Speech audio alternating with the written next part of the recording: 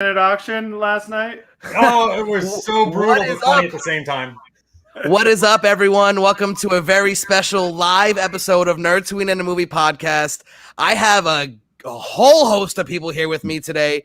We're going to be talking Loki season finale, and we might even have a surprise cameo. I don't even know. We'll find out. Well, let's go around and everyone introduce yourselves. Starting with I don't know how you guys see it, but someone just start. I'm Duffy. Duffy from Duffy Boys Comics. You can find me selling comics on Whatnot, and I'm trying to get a regular spot here on the podcast. I'm 2 weeks in a row. I'm 2 for 2, so it's going well so far. Hey, I'm down with that. That's for sure. Hey guys, I'm Manny from Manny Reads Comics. I review comics on Instagram. I'm starting to do something here on YouTube as well. So go check that out if you like any recap reviews. But yeah, I'm glad I got invited. I definitely enjoyed the show, but I think I got a different opinion of this last episode than everybody else. So that's always good for the record. I love that. Good, especially in our community, like a solid, civilized discussion around just a whole bunch of nerds is only good. Like I've always said that. Like this is gonna be awesome. Wait, you didn't say it was going to be civilized. What? I'm out. Well, civilized-esque. Like we're in different places, so we can only get so savage, So just saying. What's going on, everyone? Jeff from Hard to Come By. Obviously it's Instagram. I do YouTube. So YouTube on Mondays, I do More You Know Mondays with Shelby Comics. We talk about the history of comics. And then on Whatnot, I do Whatnot auctions 3 times a week. And obviously, big fan, Kyle, everything that you do, man. You know I love you. So I appreciate everything. Thank you for having me on board. And looking forward to it, man. Oh, it's my pleasure. I'm a big fan of everything you do. G'day, guys. I'm Matt. It's just a love fest. It's so nice. G'day, guys. Matt from Talking Pop Culture. On Instagram and YouTube, just review comics, talk movies, trailer reactions, all that kind of cool stuff. And also do a podcast with Manny up here from Manny Reads Comics. We do 1 month later podcast. It's where we got to meet this awesome Kyle. And been watching on since then. So yeah, thanks guys. Yeah, thanks for promoting 1 month later. I completely forgot about it. No worries, boss. I got you. And this is, besides Duffy, this is the first time you guys all been on here. I'm always 100% okay with any shameless promotion. Like because I love, like, I wouldn't have gone on your podcast if I didn't like what you guys were doing. I wouldn't have gone on Jeff's YouTube channel if I didn't love what you guys were doing. So never feel hesitant to shout at anything you guys are got going on. Just saying. But yeah, so I'm gonna toot my own horn for a second. I did a preview episode of the podcast prior to the season premiere of Loki, and I no big deal, just kind of called Jonathan Majors showing up as not full Kang mode. That's my quote, not full Kang mode. And what did we get? Well, how do we know that you're not a variant and you just came back you already seen all this and you just came back just to toot a horn? Well, that is very possible because on the last episode with Duffy, something happened to the stream and it definitely, from what I heard, it definitely sounded like I was in the void. So maybe I came back and defeated Kang. I don't know. No, I can't. I can neither say yes or no to that. I've always thought you can be in 2 places at once because you never sleep. So that is true. The hardest working man in podcast. Yeah, well, I have no choice. I mean, because I'm trying to keep up with all of you guys and even the bigger pages that are not calling things as good as I am. I mean, if I don't work hard, who is? Just saying. But yeah, so what is everyone's thoughts about this? Let's talk about the whole season. Like, how much did you like it? Let's start with Duffy. I really enjoyed it, but it took me a minute to get in. I watched that first episode about 4 times before I finished it. But I was like packaging and doing stuff at the same time. But it was dense. It was a little dense, and like I don't know. I really got hooked once Sylvie came on board. Like once she was on board, dude, I was like, I'm in for the Sylvie show. And you, like I even told you, like I'm really sad. Like she might be. Like my prediction was that like she was not going to be around for season 2. Or whatever. I was wrong, but thankfully, like, yeah, she's a great character. She really made it going for me. That like the highlight was obviously episode 5. That was crazy and awesome and like just filled with so much fun. And then as soon as this last episode started, like the second that intro was started, I was like, oh, this is an explanation episode, and I was prepared for it, and I was kind of excited for it. We had fought the big monsters and like had done a lot of stuff, so I was really excited to like give me like what's going on in the MCU. Like, let me know what's happening. I think me as an entirety, I definitely enjoyed the show. Tom Hiddleston, like his acting is just always amazing. Especially So was good. it the 3rd or the 4th episode where he like sang Asgardian and he was drunk the whole time? Oh, yeah, that yeah. was the 4th episode. 4th episode. That's the same episode where I kept thinking like either he, Loki, the one we know, and or Sylvie, one of them like enchanted each other because like they both touch each other at one point in the beginning of the episode. So I kept expecting that to come back up and never did. So I'm a little disappointed in that. But no, I loved it. I definitely enjoyed the whole show. I looked forward to it. I may have put off work every once in a while to just watch it instead. I'm working from home, so no. I thoroughly enjoyed it. Believe me, I know. I was waking up at literally 4 a.m. to make sure I could wake up, watch the show, and then like get ready for work because I can't go like.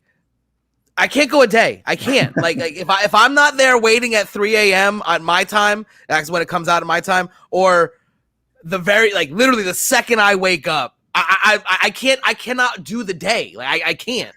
Like I there's no way I could go to work not knowing what happened in Loki. Like I know it's just not gonna happen. Like That's how I was for episode 6 for sure. By the time 6 hit, I was like, oh my God. I like tried at midnight. That was the first time I tried at midnight on Tuesday. I'm like, does it work yet? I was sad when it did not. yeah, it's heartbreaking. Kind of makes me want to move out to Cali just for that. Like just so it's at midnight. Like just to let you guys know, you know how it comes out midnight for you guys. Here in Australia, when it's midnight for you guys, it's 6 p.m. So we get it at a nice, reasonable time. Yeah. Maybe I'm moving to Australia then. Because that would make my life a lot easier if I could watch these shows at 6 my time and actually be able to go to sleep. Yeah. Yeah, no, he's technically in the future every day compared to all Sunday of us. here, by the way. So I'm from the TVA, but this guy's literally in the future. Okay, I see how it is. All right. Yeah, I actually I enjoyed it. I enjoyed it. I'm over the whole 6 episodes. I think instead of doing a season 2, just maybe go to like 12 episodes or something, like every other show does. I didn't like. A lot of people loved season 5. I actually didn't. Episode 5. I just thought it was like very irrelevant. And I know my 1 month later crew gave me crap about that, but it didn't really explain anything. It was just fan pops. It was just all fan pops. And there were so many like little tiny Easter eggs that was like that Kang Tower, like that. Like it didn't specifically say Kang because that's not what it was, but anyone who saw it will go, oh, I know what that is, because I saw Kang. I was like, wait a minute, hold on, it is, yes. Like I instantly was like, yo, okay, that makes sense. And but like it's, I really liked it, but I can see where you're coming from. Where like in the, because really nothing happened except them like realizing that there's all the other Lokis and then finding a way to get through Alioth. Like it really, like when we talk about like the pacing of a story, nothing really did happen there, but a lot happened. It like prepared in you the background. it prepared you for the acceptance of multiple Kangs and the conversation that happens in 6. Oh, that's it a good totally point. lets you get used to all of the same character being together in a super fun way without being convoluted. I think they really did a nice job, like kind of sneaking that in there, prepping you for what was going to happen at the end. Because I mean, I'll watch these with my wife, and with the shows, she's slowly faded out. She's watched all the movies with me, but the shows and all the Easter eggs she's gotten a little intense with. But like I think that's like that episode 5 is like made to like for the people who aren't familiar with the comics and aren't used to like that as a reality that exists in a world in like this. And I think that is what I enjoyed most about it. It kind of like prepped us for that kind of a universe and that kind of thinking and like what's going to happen in Doctor Strange. That's what I thought they did. Why they kind of did it, and then it was just I didn't even think of that. Have Tom Hiddleston have like fun with a whole bunch of Lokis. But yeah, I just think it was a good way to softly introduce that concept to everyone. I like that. Yeah, see, I like that point of view. Jeff, you haven't said anything. Go ahead. Yeah, you've been chomping at the bit. I'm watching. You're like, come on, let me get a second to breathe. I'm in the same boat over here. I think it was 4. It seems like in all the series so far, they extend the episodes. I think just for the sake of extending an episode, just so they can make 5-6 episodes. I think some of those episodes can definitely be condensed. You know, like when they were on the train for so long. He was getting drunk and it was fun, a little bit, but it just dragged on. They were trying to get to the spaceship and escape and everything, and all that stuff could have been brought down a lot. But in the same thing, the fight with all the Lokis was hysterical. It almost like it seemed like a Mighty Python kind of thing where the alligator Loki grabs up and grabs the guy's arm. He's just trying to like wiggle his way through, like I think that was hysterical. So I liked that part of it, but I really think they extended it pretty long for a lot of this stuff. But I think each Disney Plus thing has its own unique kind of vision and storytelling they brought, and they're all different, which is great. And the Loki one I think is great as well. I love the ending, so I love that Kang died, even though they don't say his name is Kang. But I love because I didn't like how he was portraying Kang. So I was hoping, I hope this is not the Kang we're going to see throughout the rest of the MCU. I hope he dies and we bring out the real badass Kang. So I was actually happy that he died at the end. Yeah, no, I agree with that because the whole time I was thinking, I was like, I haven't really read much with Kang in it, but the little that I have, he's always been a very serious character, very intimidating, and this guy is just silly. Yeah. To see that, I was like, wait, what's going on? Why is he acting like this? I had Green Goblin, Joker kind of vibes. I was loving it. Yeah, but that's not Kang though. Well, hold on. I know, but I'm not a hardcore. I'm more of a hardcore DC. I've only jumped on Marvel, 6-7 years ago. So when me and Duffy were in a little earlier and we were talking about it, that last line he delivers though, is just absolutely chilling. It's the scariest line in the MCU. I was where he says he's smiling and laughing, just like. See you soon. Oh, yeah, that was very Joker-like. That was, and because I literally was like, you know what? Hold on. And I just watched it right before we got on. I was like, oh shit. Okay, yeah, you're right. That's menacing. Here's something I just thought. That's kind of he was very mischievous. He was very a Loki variant of Kang. Yep. Yeah, he's very mischievous Kang. That's why I didn't like him to be Kang. If he was going to be our future Kang, I'm like, this sucks because he's kind of like I said, he's a mischievous Joker kid kind of thing, and I didn't want to see that for our Kang. But it didn't. I don't know what you guys think, but is it like the Doctor Strange, Ancient One kind of story time here, where it's he can't see past his own death? That's why he couldn't see the future anymore because he knew he was going to die. I mean, why couldn't he see the future? I think he knew that was exactly what was going to happen. Right. I took it as he's done. He was saying he's tired. I'm tired of this, and I just don't care to continue writing my story. So I'm going to end it here, and I'm going to leave the choice up to Loki and Sylvie, and not up to me because I'm done. That's See, all. I don't believe that though. So wait, well, now we were in the timeline. It goes scripted as he says. Right. He's at the end of time, so he may have known everything up until what their decisions, because he knew how to. He orchestrated it to get to that spot. I don't think he full on knew She that was going to come back. not that. I think that he could have envisioned multiple ways it went, and he couldn't see past their decisions because it wasn't a construct of his design. So he knew something. Either he was going to die, like he knew he was going to die. He just didn't know how he was going to die. Okay, yeah. He knew he was going to die. Because there was no way that, and he literally said, there's only one way this can go. But here's the thing I don't get then. He put all these challenges in place for them. He said, I laid it out for you. You walked the path. I laid out for you. Why at the very end did he have the missed minute clock popped up and said, hey, do you want everything? I'll give you everything right now if you turn around. That was just another test, I guess? Yes. Another question.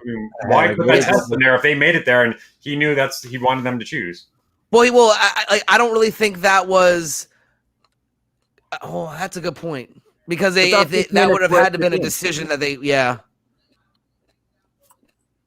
His missed minutes with him. Oh, his missed minutes completely different. Well, okay. You know what was the scariest thing I've ever seen in my life was that freaking missed minutes jumping up in the middle of my screen like that. I almost died. I have nightmares over missed minutes now. Like I'm freaked out that one day I'm just gonna be walking just, hi guys. I was gonna bring that up. I was just gonna say that I didn't see that as a jump scare. It didn't scare me, and I'm very easily scared. It wasn't the jump scare that scared me.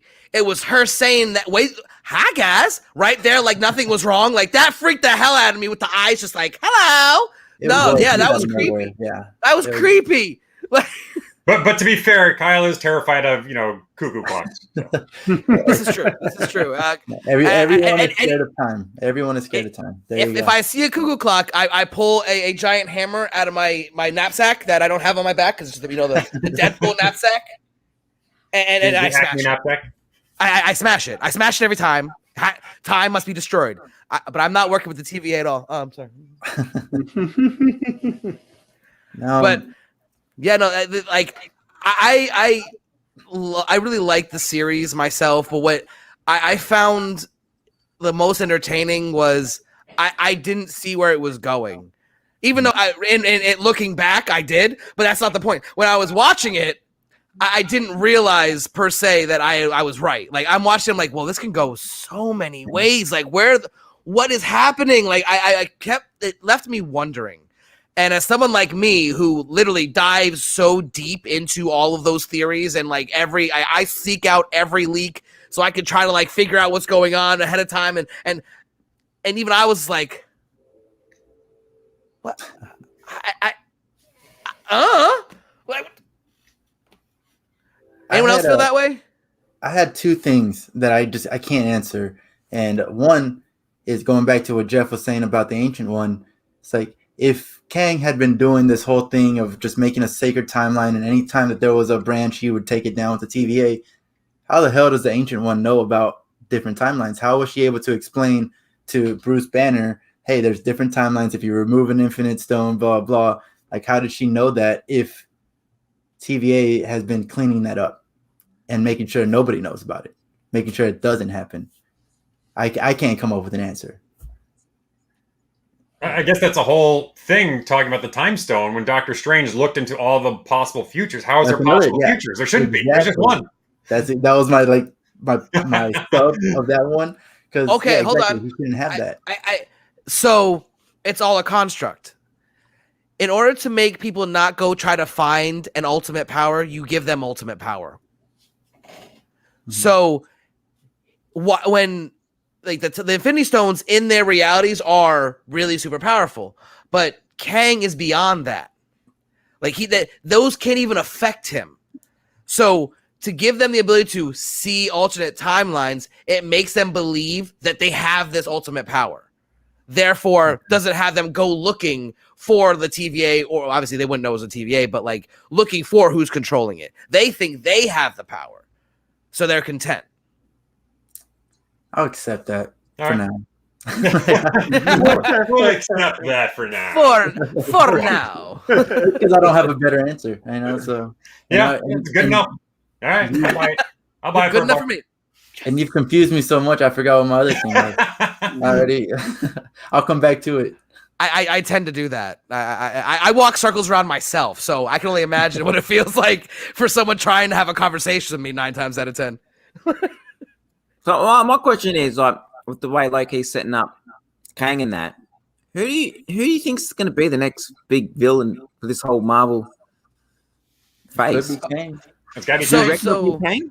No. See, me and Duffy were talking about this earlier. Yeah, I it's not think yet. that everyone, it's like Thanos. We know Thanos is around, but think about it. Iron Man, like the people, like the original Avengers, they had no clue about Thanos until many years later, even though he was really working in the background. And also with the TVA, time isn't linear with them because like Ravonna Renslayer in the last episode was seen in 2018, still at that high school where from that pen. She and Mobius spoke about how they've been friends for eons. Yeah. So in our time, like to them, time doesn't matter. They can scoop anyone from any part of the timeline at the beginning and then literally just put them where they want, and it's been there for eons. Like I can't explain how they do that because that makes no sense to me. Because like if it maybe it's like a cycle like the Matrix.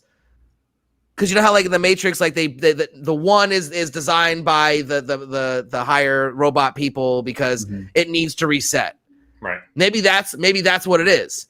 Maybe this version of Kang kept it so long that he couldn't keep, like the different timelines did branch out and things got away, like Sylvie and like now him dying at the end. Like so, like maybe That's interesting.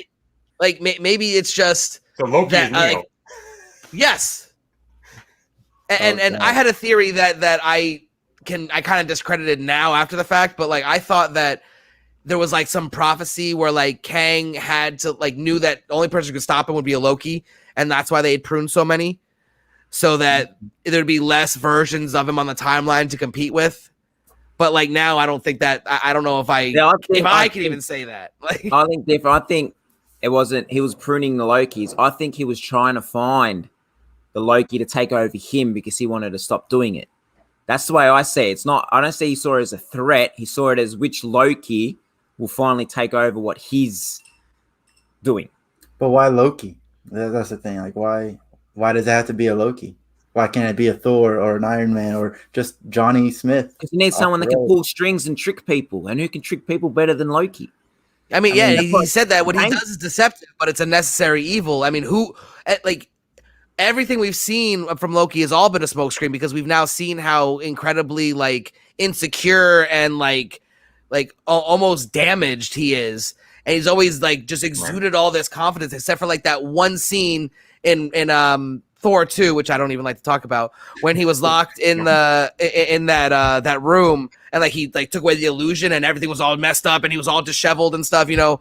So like that was the only time we ever saw him not like glorious purpose, you know what I mean? So like, and he's always been a schemer, so that would be a good thing. Like a Loki probably could lead, like the right one probably could orchestrate everything like that version of Kang, like a royal one, like a King Loki. Is that what you're like when he was the bait and switch? When he was explaining about Minutes who was explaining that he could be a king, I reckon that scene was meant to be him visioning himself being a king. That's what I reckon, and they just cut that from there. Right. Well, I also think that was a bait and switch like they did with the trailer for Infinity War, where they had Hulk running in the background, and then we come to find when the movie comes out, it was actually it was Black Widow with Taskmaster watching. She was watching how Black Widow fought, but then in the movie, Taskmaster was watching how the Avengers were fighting. So I guess that's what they do. They change the trailers up to trick us, but they always do that. Yeah, they throw those out there. But if you think like it would have been cool if Loki was running the time stream. I reckon it would have been a lot more interesting. It's true. But if you think like the psychology of okay, say Kang's been running the whole timeline forever. He's been doing it forever. He's like, I'm tired. I want someone else to do it. You would kind of think you'd be like, here, you guys do it. I'm out. I'm going to go take a vacation for a couple thousand years or whatever. And why would he want to die? That's exactly what I was expecting too. He's gonna go ride some jet skis with Mobius and just yeah. That would have been an awesome ending if he just rid of jet skis. You know what? You know what? I'm going to change my answer. I am disappointed with season 1 of Loki because we didn't get Mobius on a jet ski. I thought that was going to be the cutscene. I thought that was that would have been so good. I was waiting for that cutscene at the end. I wanted to see Mobius on a jet ski, and that was going to be like 15 seconds at the end of the credits. That's all I needed. I'm calling it right here, the season before, because as you remember, season 2, as you remember, Morpheus forgets who Loki is. I guarantee you, he puts Morpheus on a jet ski in season 2, and that's how he remembers who Loki is. I'm calling it now. That's just gonna be the intro, like the intro to the episode 1, season 2 is just Morpheus on a jet ski. No. That's gonna be the intro every episode. It's just him on a jet ski, slow motion, like 90s style, like just Baywatch, like a Baywatch. Yeah. Oh, hilarious! No, that'd be even if it's Sylvie enchanting him because she pulls memories from the past. Yeah, a memory of him riding a jet ski. I'm good with that. Yeah. Well, me and Duffy were talking about this. Think of the implications of Mobius not recognizing Loki. Because they're aware of all the times, they're watching time. If Mobius didn't recognize recognize a Loki, let's not even have to say the Loki, a Loki, he doesn't even know who he is. Does that mean that there are no Lokis left on the time stream? Is that now done? That was my second question that I couldn't answer. See, look, I got it out of you. That was my second one because. That was Kang. Kang made him focus on the Lokis. So therefore, this Kang isn't making them focus on the Lokis, so they're not focusing on the Lokis, so they don't know who the Lokis are. But that was here's Kang's the thing. idea. So whenever they were fighting, it was Sylvie and Loki fighting in front of Kang, and Sylvie kisses him. We can talk about that later. But basically, she sends him back, right? She sends him through the little portal thing.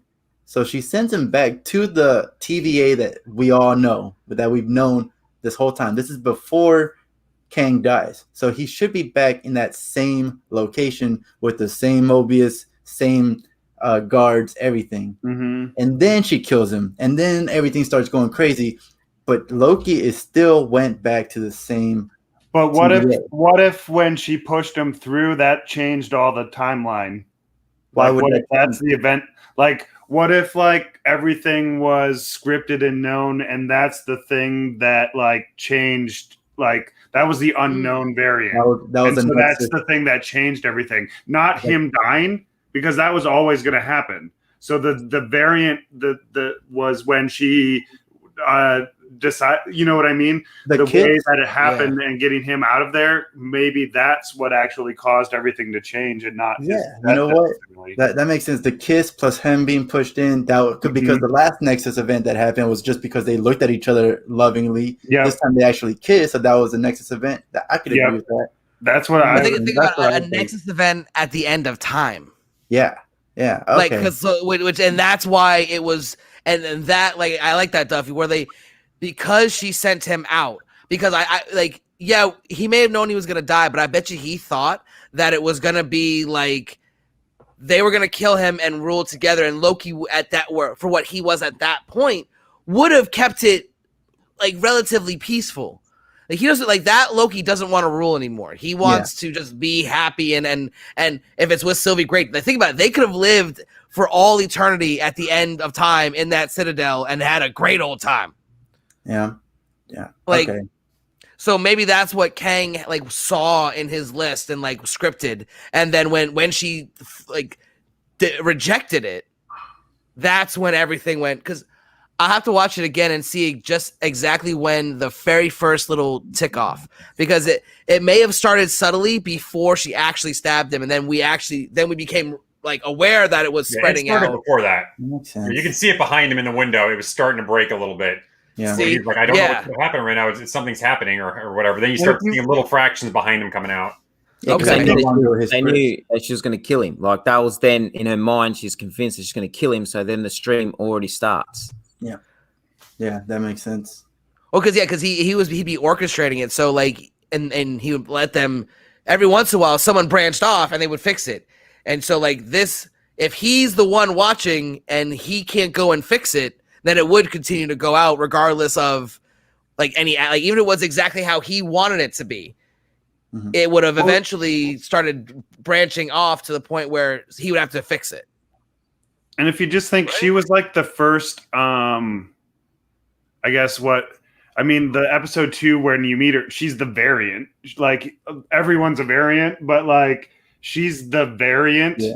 Like, so why is she not the variant at the end? You know what I mean? You could use the looking at the term both ways, but like they called her the variant. She was kind of the main variant all the way through. So why wouldn't she be the variant key factor at the end too?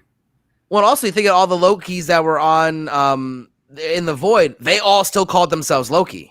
Mm-hmm, and she never did. She's the only one who says, "I'm not. Don't call me that. I'm Sylvie." You know what I mean? So yeah. Do you think it has to do with free will because of all the like Mobius at the end too? That like his talk about it's about free will. It's not about like I think that was really interesting parallel conversation because I think that's almost what was going on with the Lokis at the same time. And so I really think that she has something to do with being a variant and free will and all of like I think that like she's an exception to the rules and what makes her special. And that's what made her character so interesting, I think, too. I wonder though, like, so he says that he laid out the steps and they just walked it.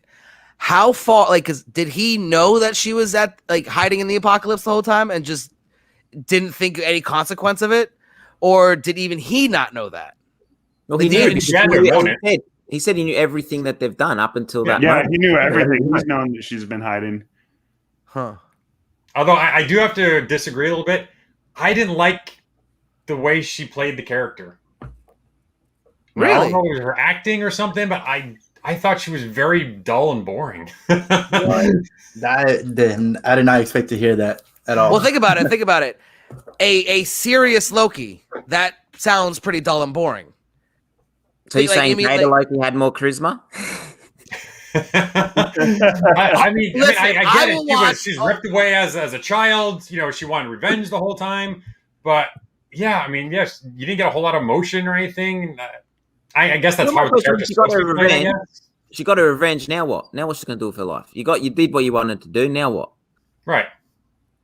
I thought that was very agree. She was like me. She honestly at the start I didn't like her, but I wasn't probably until the 5th episode that I started to kind of think that she's doing a good in the job. beginning for sure I did not like her at all. The beginning I didn't either. Yeah. Well, see, that's weird because I liked her from the very start. Like I don't know what it was about. I think it's just the fact you were hyped that on Lady Loki before it even started. Yeah, like I don't know, man. I think what did it for me. And now that I think about it, it wasn't even her doing it.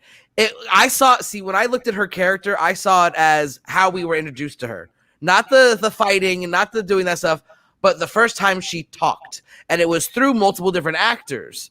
But that got me immediately. I was like, yo, that's okay. Because those actors, huge props to them because all three of them felt like the same person. Yeah. And for me, I think that's why I liked it initially. Because once I saw that, I just immediately was already okay with the character. Maybe that's why I didn't like her in the beginning, because I think those actors did a better job. They gave her more swagger and she seemed kind of cool. And then when it actually got to her, she was like, I am Loki. No, she said, I'm Sylvie. I'm Sylvie, don't call me Loki. Yeah.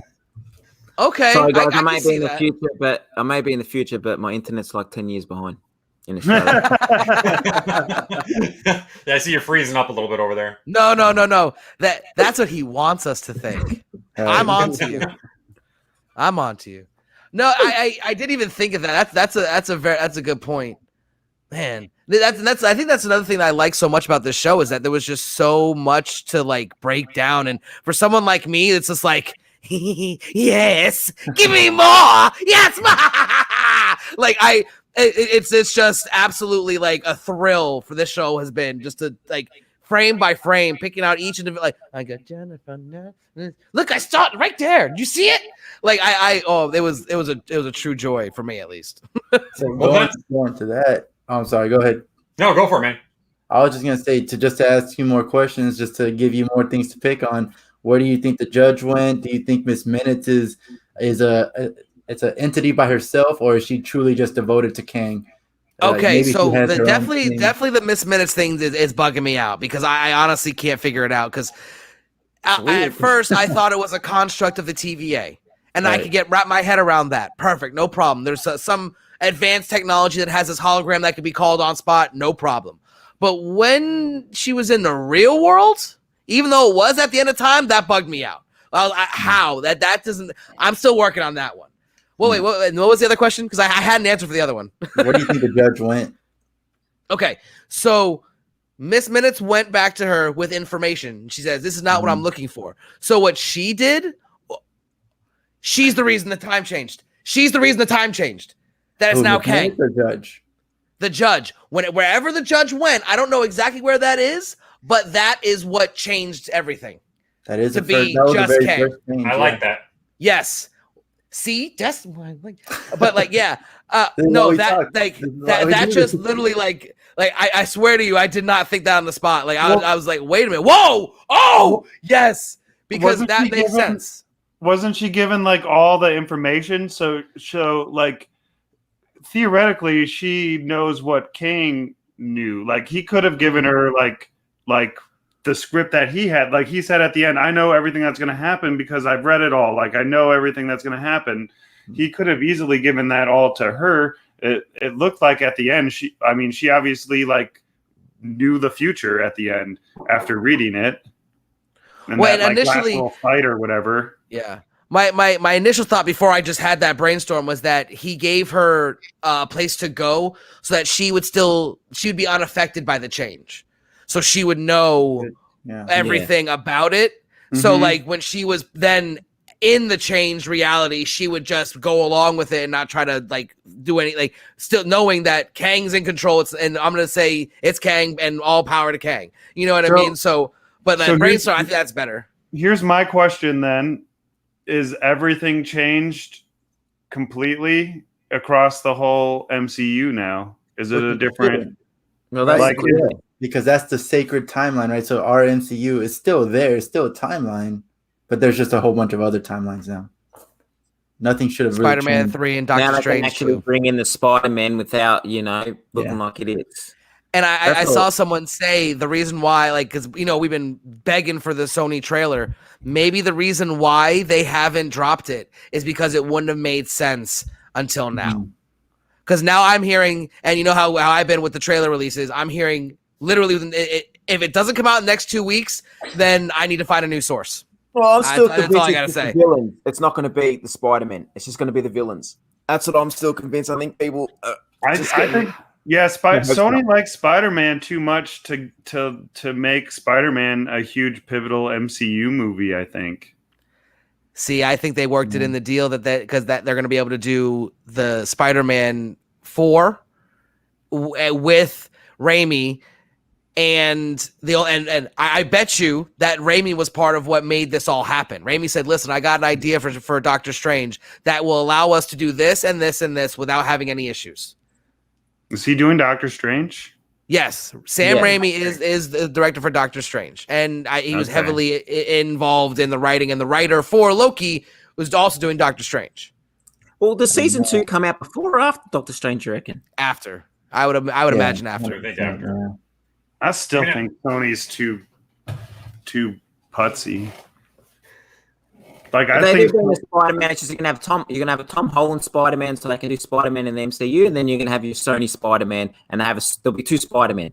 That's Miles Morales and Sony, because that's huge, that's be big, and then Tom Holland here. Yeah, it'll be two And then seasons of Spider-Man. there'll be the Spider-Man 4 will be the final Tobey Maguire, just to because there was supposed to be a fourth one to wrap up everything. That was the initial plan.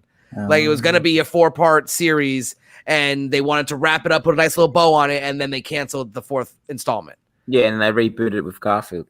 Right. So I think now they're kind of like, I think they approached Marvel and was like, help us. We have these IPs and we want your style on this stuff because Spider-Man's obviously doing great, but we want to make more money off it. So we'll put all the Spider-Man, we'll give you anything you want, but just help us make a Spider-Man 4 and a possible Spider-Man 3. 3 for Garfield. Because I think now we can have unlimited Spider-Man in alternate realities, and there is no argument. Like, you can just do that now. They literally saw what DC did with the TV shows and crossing over Flash and all that stuff, and we're like, oh, we're gonna do this better. Watch this shit. Like, and because now they can have the alternate realities going simultaneously, like Warner Brothers stupid asses should do. And then whenever they want, Secret Wars, I called it. Everyone in this room has heard me say this. 10 years from now, Secret Wars, and that's going to be headlined by the Russo brothers. I've never heard you say that. Never. Not one bit. You liar. How dare you lie on my show? The Russo brothers' kids. But they've already said at the Russo brothers that they want to do. They said it at the after. Yeah, they said that years ago that they would come back and do that. Right, yeah, but Marvel never had the when they said that then that was a great title, but how the hell can you get to Secret Wars from where we were then? Yeah, I think they said that and they were like, "Oh, okay, we'll get there for you."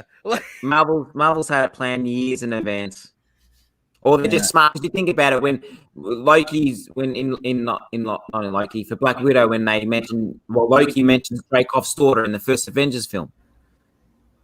And then ends up being Dreykov's daughter in the Black Widow. You know what I mean? Like, either they've planned it or they've looked back and thought, okay, let's put this into it. You know what I mean? That's what I think they did. Yeah. I think they were like, okay, we have to make this feel like part of the MCU. Let's write something. And we're not going to talk too much about Black Widow because I know a lot of people may not have seen it yet. But the one thing I will say is I'm very disappointed in the Budapest. The Budapest. I'm sorry. You didn't give a shit. All right. They hyped it up like they were going to tell us everything that happened, and they didn't give a shit. But that's all we're going to say about Black Widow because we don't know who's watching, or we'll watch it later that hasn't seen it. But we didn't do a spoiler warning like I should have because I don't give a crap.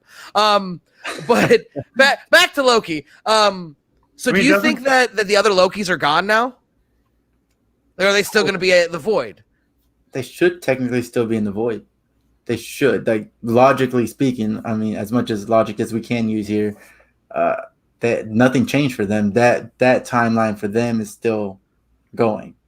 Then I want a Gator Loki show. Yes, I would love Kid Loki and classic Loki, but no. Well, classic I want Gator Loki.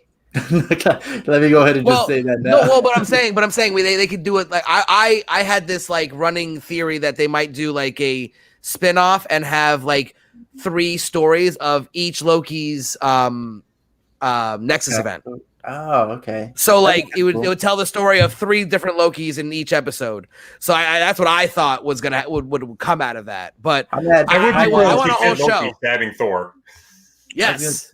I was gonna say, how mad would you guys be if that's what season 2 is? It's just the Nexus events of the Lokis. Oh, that'd be horrible. Yeah, I would not be okay with that, and I would have to track down Kevin Feige and hey, listen, dude. Excuse me, sir. Hey, no, you know what? If that happens, then I truly believe that Warner Brothers infiltrated Marvel and somehow replaced Kevin Feige with a robot. The robot that is designing their franchise. Yeah, the algorithm that's creating.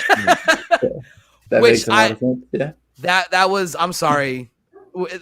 We keep getting off Loki, but Space Jam, whatever. I won't even say its name. Was absolutely garbage. It was just a freaking trailer for all of the Warner Brothers properties. They should be ashamed of themselves, and it tarnished the original. That's all I gotta say I about thought that. that's what the original was. I was gonna say, yeah. Not as bad. Not as bad. But it was Not the as original. bad. Come The on. nostalgia eyes, yeah. Mate. When the man fell into the Toon world, he made a Nike swoosh. Come on, man. No. You think of the No. worst film, you think of the worst film you've ever watched, times that by 100, and it can't be as bad as this. It's Space Nike Man. swoosh. Don't. Like, come on. And LeBron's a horrible actor, by the way. Sorry. What are you talking about? We see him on the court all the time. The Furious movie. Exactly. He's a horrible actor on the court, and he's a horrible actor in Hollywood. Yeah, I said it. He ain't the GOAT. That will always be MJ. I don't care what anyone says. Just say. And it Going back didn't to have Miss Bill Minutes. Murray either. Going back to Miss, what if Miss Minutes is her own entity basically, Right. and she knew what was going to happen, and she took the information because she's trying to protect Kang, and she sent the judge back with all this information because I don't know if Kang did that. Maybe she's working on her own and trying to save Kang. That's Or what save I some, reckon. I or can save see that. something. If she's a variant of what I can never say her name right. Ravonna Renslayer. Yeah. What if she's a Kang variant that's just been Yeah. hiding as Miss Minutes? There you go. And now that's how she takes over, and that's how he wins. But I don't know. That's pretty. Dude, I would love it. Maybe if she's it- the I would love Vision, the next a movie variant to of the end with, Vision. like an evil Miss Minutes Kang, like just an evil Miss Minutes Kang, like as the. Exactly. We don't know. We don't know. I want to see that now. Let's put it. Yes. Oh man, that would be hilarious. Could you imagine like just showing up with like a big freaking like sword, like, "Hi guys, hi Nita." Oh my god, Oh yeah. that would be awesome. Well, no, Jeff, I absolutely has to be its own entity. Now, one thing I thought of is maybe, and because I'm not going to call him Kang because this version is He Who Remains. So I think He Who Remains has been so lonely that before, like when he created the TVA, he knew he was going to be alone till the end of time and needed some interaction with something. So he created this entity that can move freely between the TVA and the real world and the timeline. So he had some type of interaction. And that's what I think what that is. But I to say unequivocally what she is, I couldn't tell you. Like that's there's not many things that really baffle me in the MCU, but that I don't have an answer. There's nothing I can. I'm not like I said, I'm only been reading Marvel for 6-7 years. I've been reading DC my whole bloody life. Obviously, they make out Kang being very, very smart. Is he like, how high up there? Is he like up there for Reed Richards and that, or what's his? Is there a smart level that he's at? Is he not? So and Jeff could correct me on this. I think he might know a little bit more than me on it, but I believe that because like when Kang first became Kang, at least from my knowledge of the timeline, he was in the future, so his technology was more advanced, and that alone put him on a not necessarily an intellectual level, but like a processing level with some of the bigger hitters. I don't know if he's not Reed Richards level because Reed Richards is the tip top, but I think over now the renditions, I think he's become a smarter person. But I Jeff, what you got anything to add there? Yeah, I mean, they've retconned his past so many different times, Yeah. but they said he's a descendant of Reed Richards, and then they said, well, Yes. he's a descendant of Doctor Doom. But anyway, he's related. So he was from the future, so his technology, so he always seemed much smarter. That's why he was able to get defeated pretty easily for the most part. But yeah, as they kept retconning him, they made him smarter and smarter and smarter. So he's on that level of like a Reed Richards and everything. And that's why I think they tried to do that here and show that a little bit, because he said, he was able to detect his version of Kang, or, He Who Remains, was able to detect, the multiverse and beat all the other ones, because all the other versions of Kang were also detecting the multiverse because they are the smartest person in their realm kind of thing. So they're all kind of Reed Richards kind of level, and they're all able to detect these other things before anyone else. So yeah, he's definitely up there in the brains level there. That is something that I thought of when he was explaining it. I was like, oh, that's like the Council of Reeds or whatever. Is that what it's called? Yeah. Well, yeah. Isn't it the Council of Kangs? Well, there's both. There's two. There's both. Council of Kang and Council of Reeds too. Oh no, yeah, no. But I know, but I was asking if that's the title. Like, did he call it? Was it the Council of Kangs? In Is that the what it's actually show? called? In the No, show? I can't in the comics. Yeah. In the comics, yeah. Okay. Yeah, because I'm be honest, like I Yeah, know there's who the next he there's was, the Kang but Prime, and then there's Yeah. all these other Kangs, and they all meet in this one Nexus point. They found they all exist at the same time in this Nexus point, and they all meet there. So it's a Council of Kangs. Is that like when this takes place? What is that? What Avengers is that? This is Earth's Mightiest Heroes Avengers #1, the start of the Kang War. No, it's before that. It's way before Ah. that. Yeah, they have that. Thanks for bursting my bubble, Jeff. I mean, they have like Avengers, the Terminex, Avengers Terminex #1. Yeah. That has a lot of that, and you get some more introductions of all that. But actually, before that, there's the Council of Kangs. And see, this is why I love having such a wide range of people in the community, because I'm really knowledgeable on a lot of things, but then there's things like this where I have to be like, Jeff, help? Well, it's the greatest thing. I mean, we all have different amounts of knowledge in different areas, and again, I don't know everything about comics or whatever. Obviously, I've been in comics for a long time, but I was out for a little stretch, and that's where a lot of this stuff picks up. In that 15-year gap that I have there, where I'm going back and trying to read everything now, trying to catch back up. Yeah. Yeah, you can see behind Manny, he's got his own library at this point. I was gonna say, like, I do feel like sometimes I definitely need to phone a friend.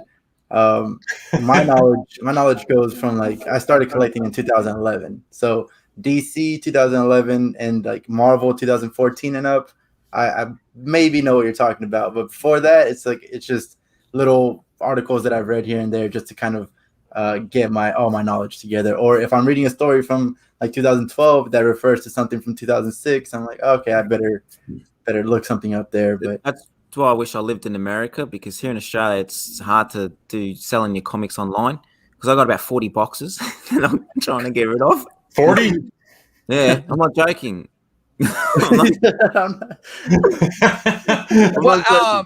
Well, I don't know. I think both me and Jeff perked up at the same time. We're like, "Oh, you have 40 boxes, do you?" How much I'm assuming you guys got how more. much is shit?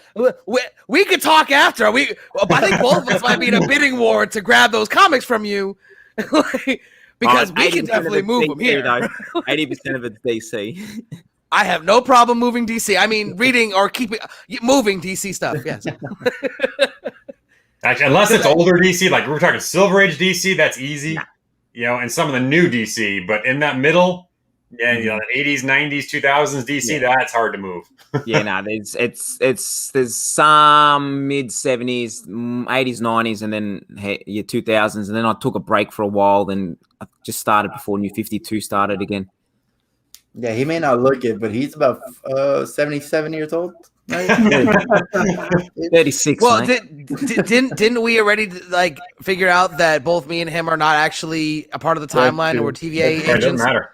So, I mean, Age is we irrelevant. might be 4,000 years old. You wouldn't know. Time works differently in the TVA. Yeah. All right. So who was everyone's favorite character? Alligator. Yeah. Old man Loki. Oh yeah, classic Loki is awesome.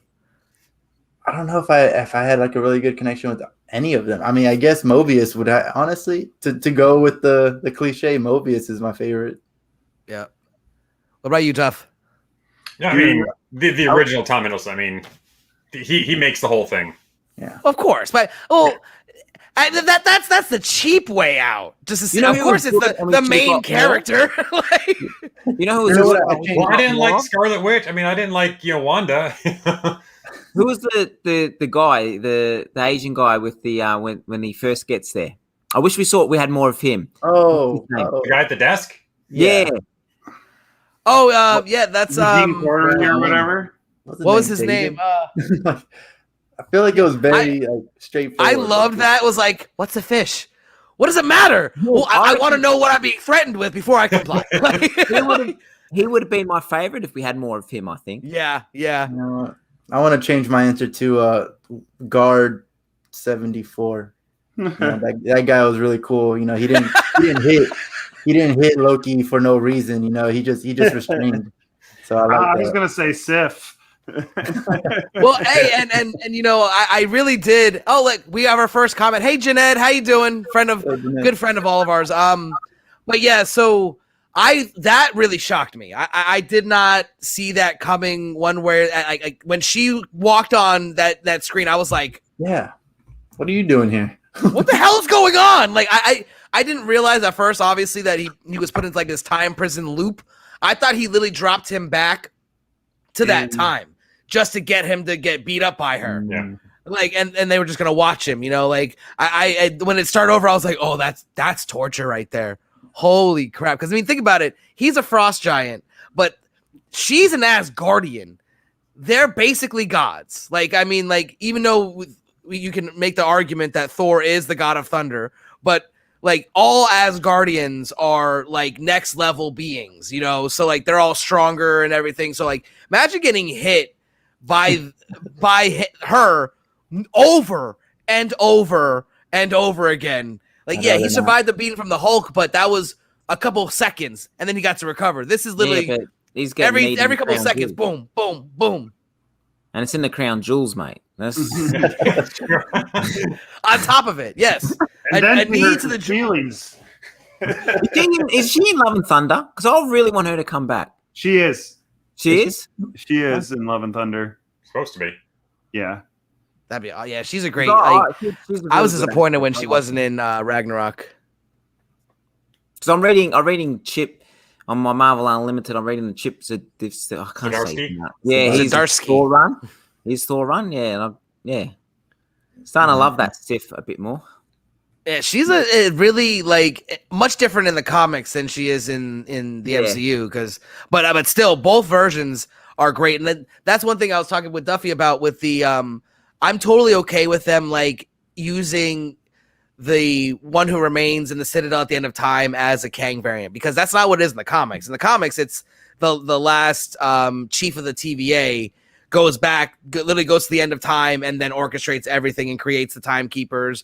Well, the time twisters first, but it's different in the comics than what we saw in Loki. And then eventually the timekeepers. So like I have no problem with them making that a Kang.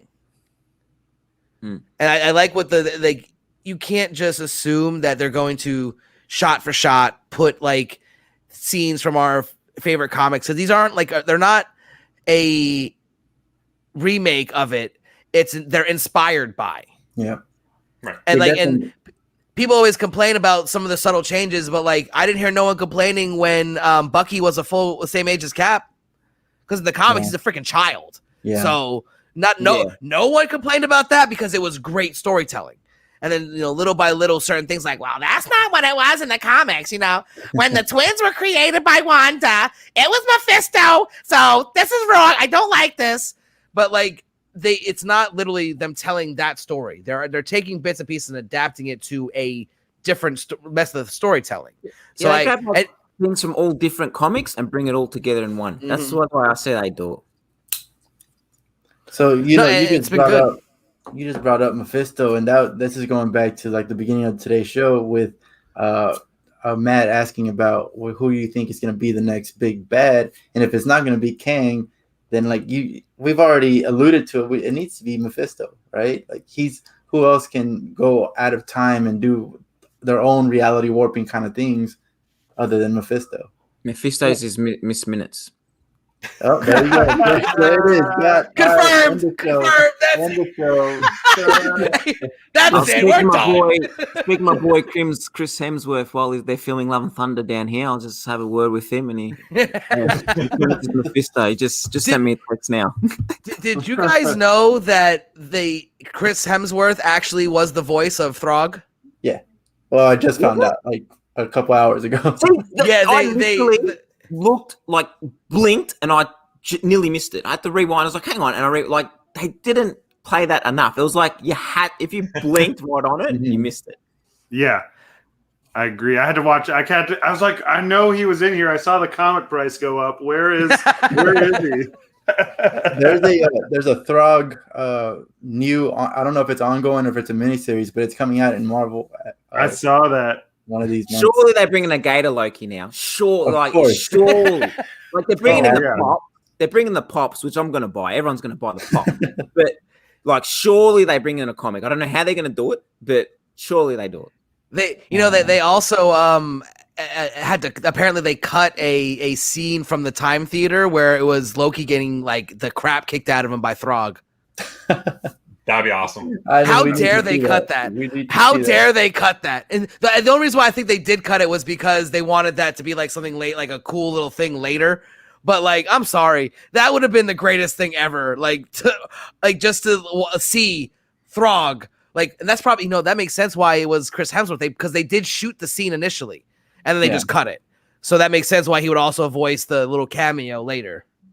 I could see it being like Loki talking to maybe Thor or something, just saying like, "You don't know what I've been through," and it's just a flashback of him getting beat up by this Throg. Yo, I hope so. That'd be awesome.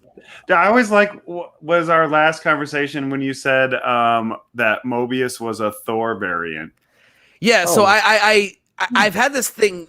I like that. He just seems to have. In my opinion, he's either a Thor variant or a Loki variant. I don't like the Loki variant so much, but Thor for me, I think he's a Thor that wasn't worthy. Like from the get go, could never be worthy, so they plucked him early, and he doesn't. And so we all know they're all variants. And did you notice that they used prune and reset differently and almost what seemed like interchangeably. Yeah. I think that was by design. I think prune is sending them to the void. Yep. Resetting is literally them reprogramming them and make them not know that they're a variant and have them work for the TVA. That's a good point. Now, I don't think they knew that because obviously they didn't know they were variants. Yeah. They just thought resetting was probably a version of pruning where they just because they didn't know that they send people to the end of the void really. But even then, like, what if I'm a guard and I just got this prisoner and we're gonna go reset this person, and then later on I see him coming up the ranks like, wait, what? We reset you. What are you doing? I would assume that you would know, at least that guard would know that who they reset. Because they all created at the same time, weren't they? That's the way I see it. They all created at the same time. I don't think so. Well, that was the dogma that they were telling them. Yeah. So and again, I'm trying to like it's hard to wrap my head around myself, but the existence of the TVA is not linear.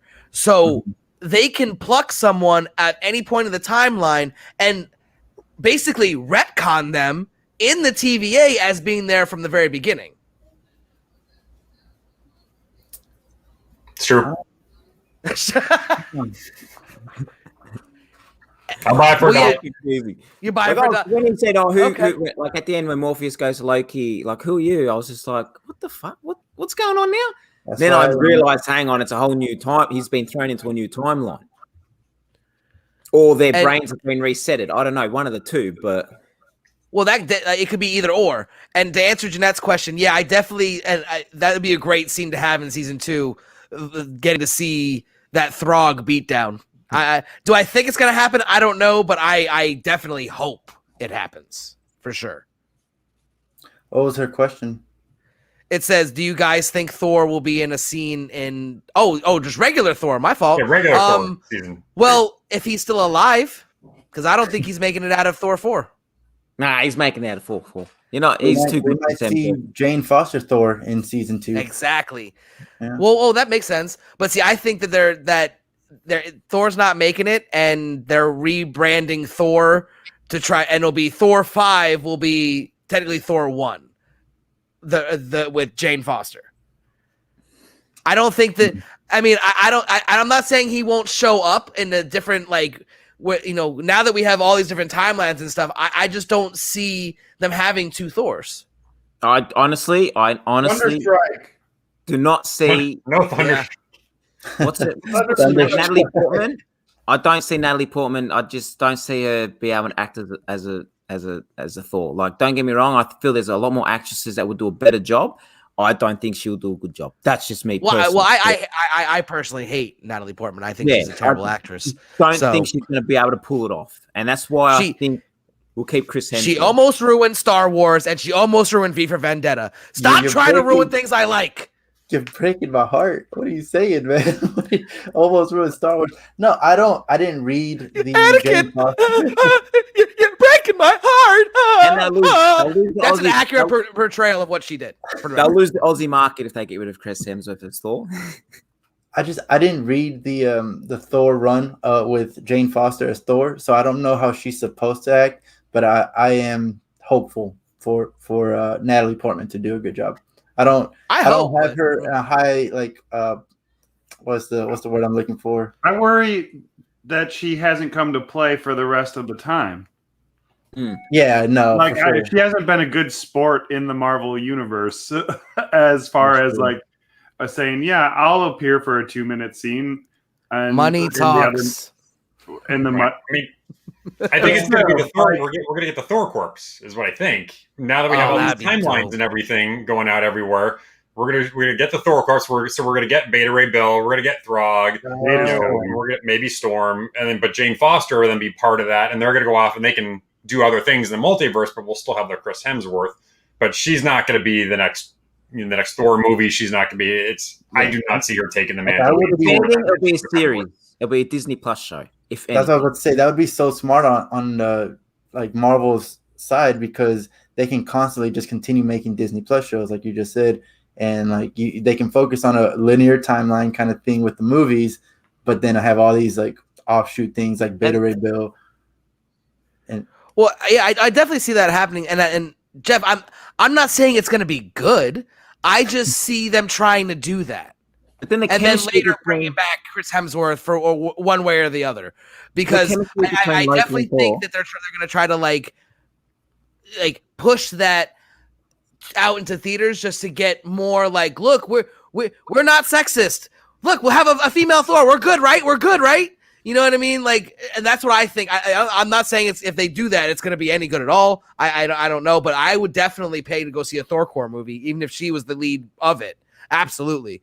Because if we get a Storm Thor, Throg, we've got Beta Ray, we've got Eric Masterson, and we got Eric Red, and we got everyone else. That'd be cool to see. But absolutely, yeah, she's not going to be the main one. And Kyle, you correct me if I'm wrong, because you know the movie stuff. I don't know. The whole reason why Natalie Portman backed out and she threw a fit was because I think they were going to have a female director on one of them, and they backed out and they didn't want a female director. And she's like, well, if you're not going to have a female director, I'm out of here. And she threw a fit or something. Yeah, the initial Thor 2 was going to have a female director, if I'm not mistaken. Mm-hmm. And then it bombed, and then they were like, fine, we'll give it to a female this time. And then they hired Taika Waititi. So I think you're right. I'll have to get back to you and double check 100%. But yeah, I'm pretty sure that was the reason. And I think that the reason why she didn't make any cameo appearances, because what I'm hearing, I think she's a big diva, and she wanted more than they were willing to give her. I think that's what it is. Look at everyone else who's come to play. Look at these guys who are doing TV shows who would never do a TV show. Look at all these people who are playing with these characters and are willing to do their part. And come on. Gwyneth Paltrow came back. Come on. Gwyneth Paltrow came back. You can't say just for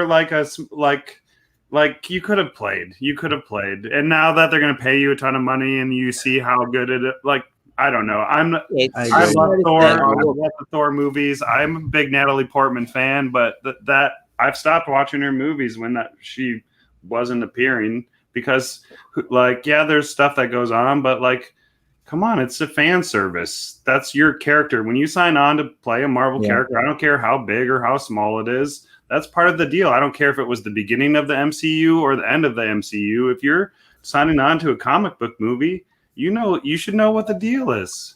Yeah. You can look all the way back to Iron Man, because Terrence Howard was like, no, you're gonna pay me more than Tony Stark character. who the hell do you think you are? Like, I don't care if you've got Oscar nominations and wins.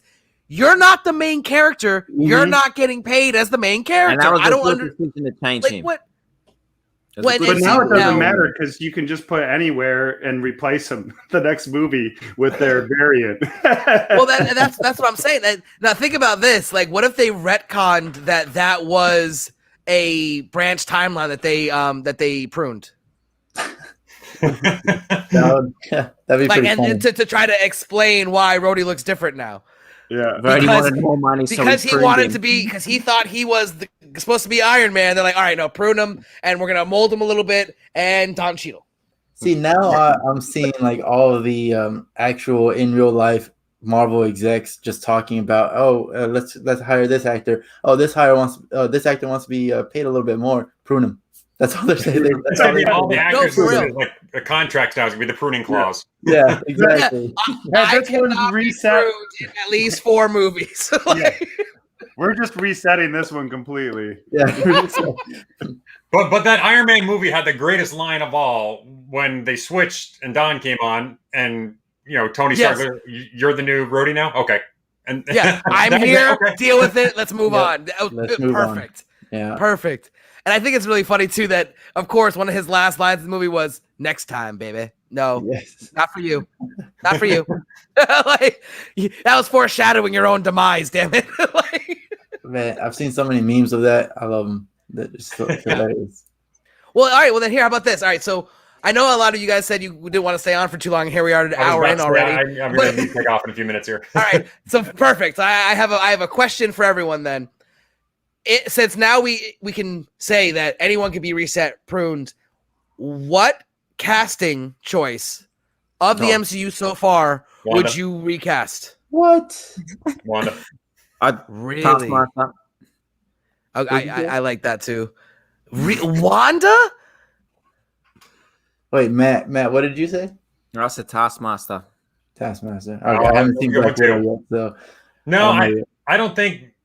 I think the whole character needs to be, not the actor. If we're talking actors, I think. Well, see, we're talking what actors, not the I was character. saying, Okay. that's a different question. What I was asking thought- was is the casting. So Because like if we're making the joke that they if anyone like steps out of line, they'll go, fine, we're just gonna recast you because we can just say that now because we just Yeah. pruned you. If there's one casting choice, yeah, not the character.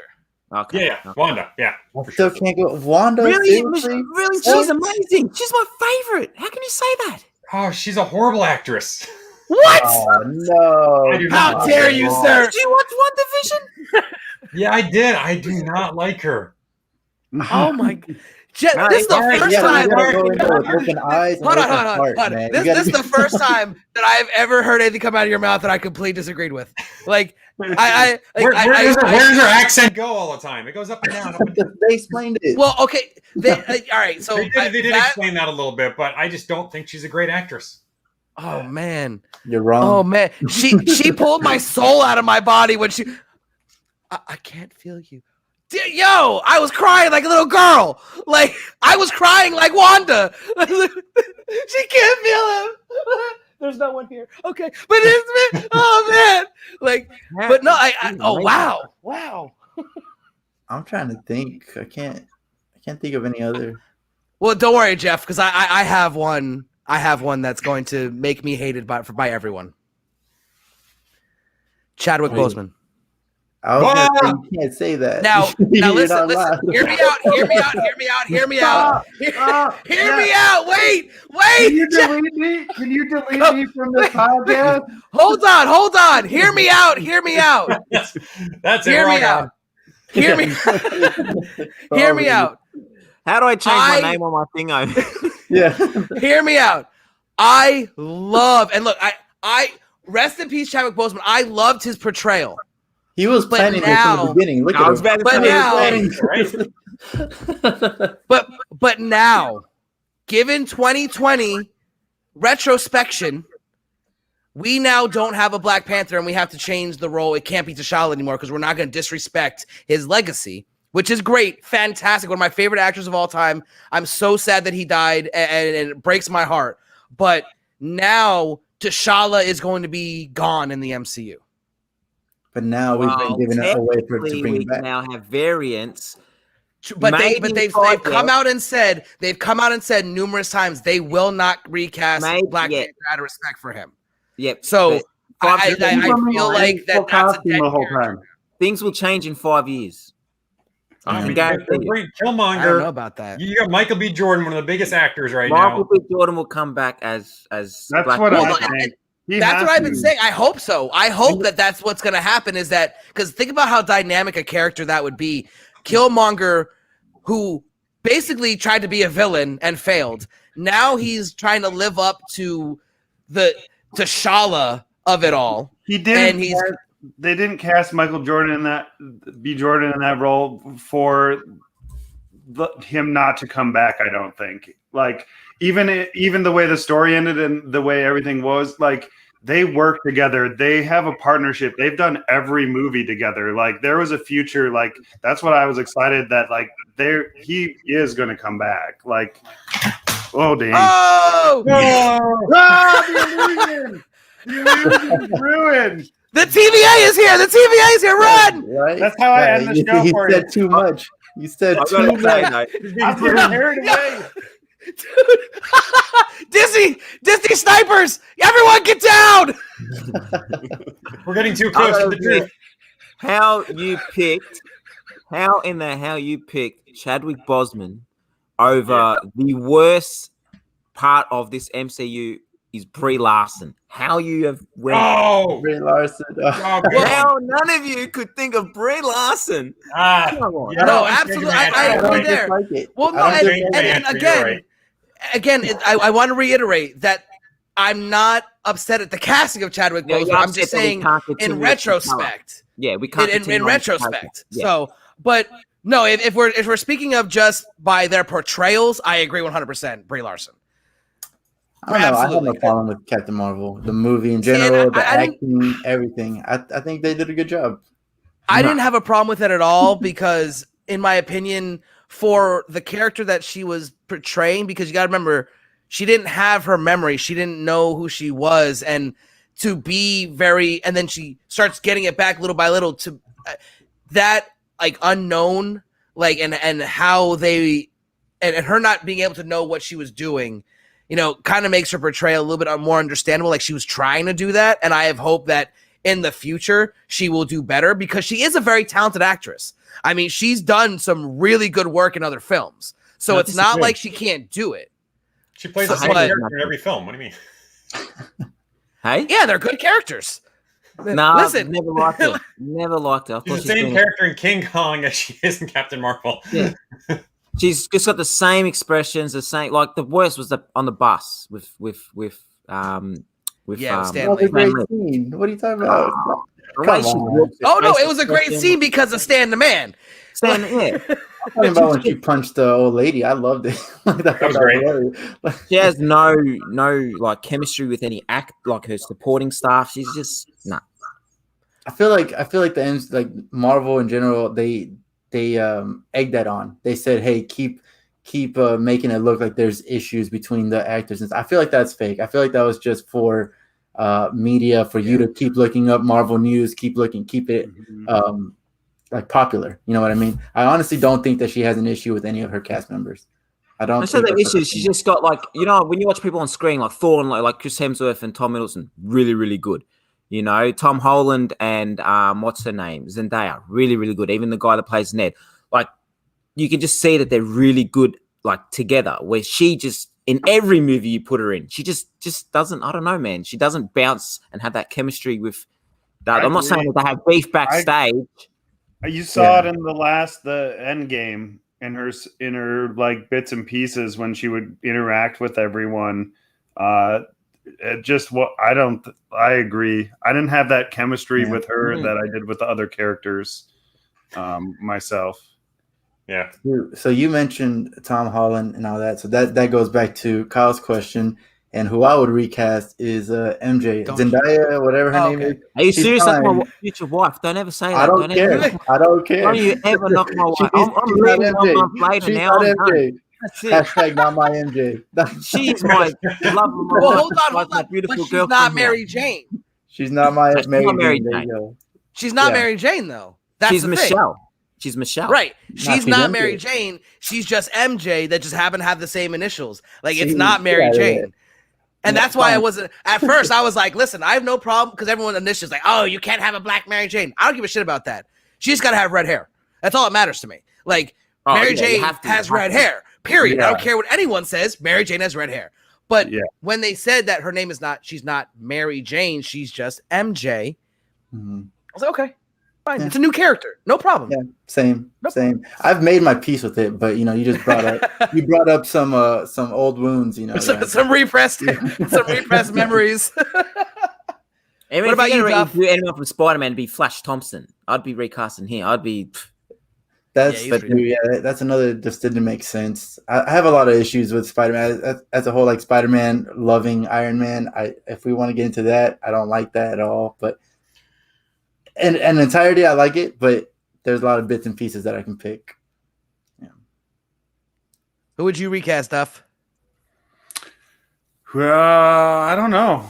I don't know if I have anyone that I would And read. they have pretty solid casting. I was just looking at all the movies right now, and I'm just like, Yeah, I'm trying to think if there was someone that there's nothing that really bothered me to the point where nothing took me out of the movies ever or the world or I never ran into a situation.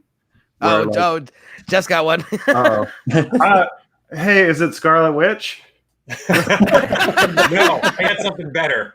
Is it just the other movie? No, but no, I'm sure I could nitpick all day and find little things, but overall, I have nothing.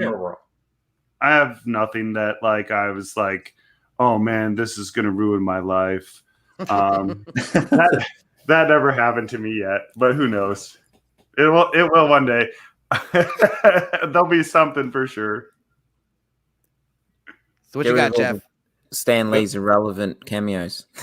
I'm If holding they on. put Deadpool now doing the cameos, I'll be totally happy.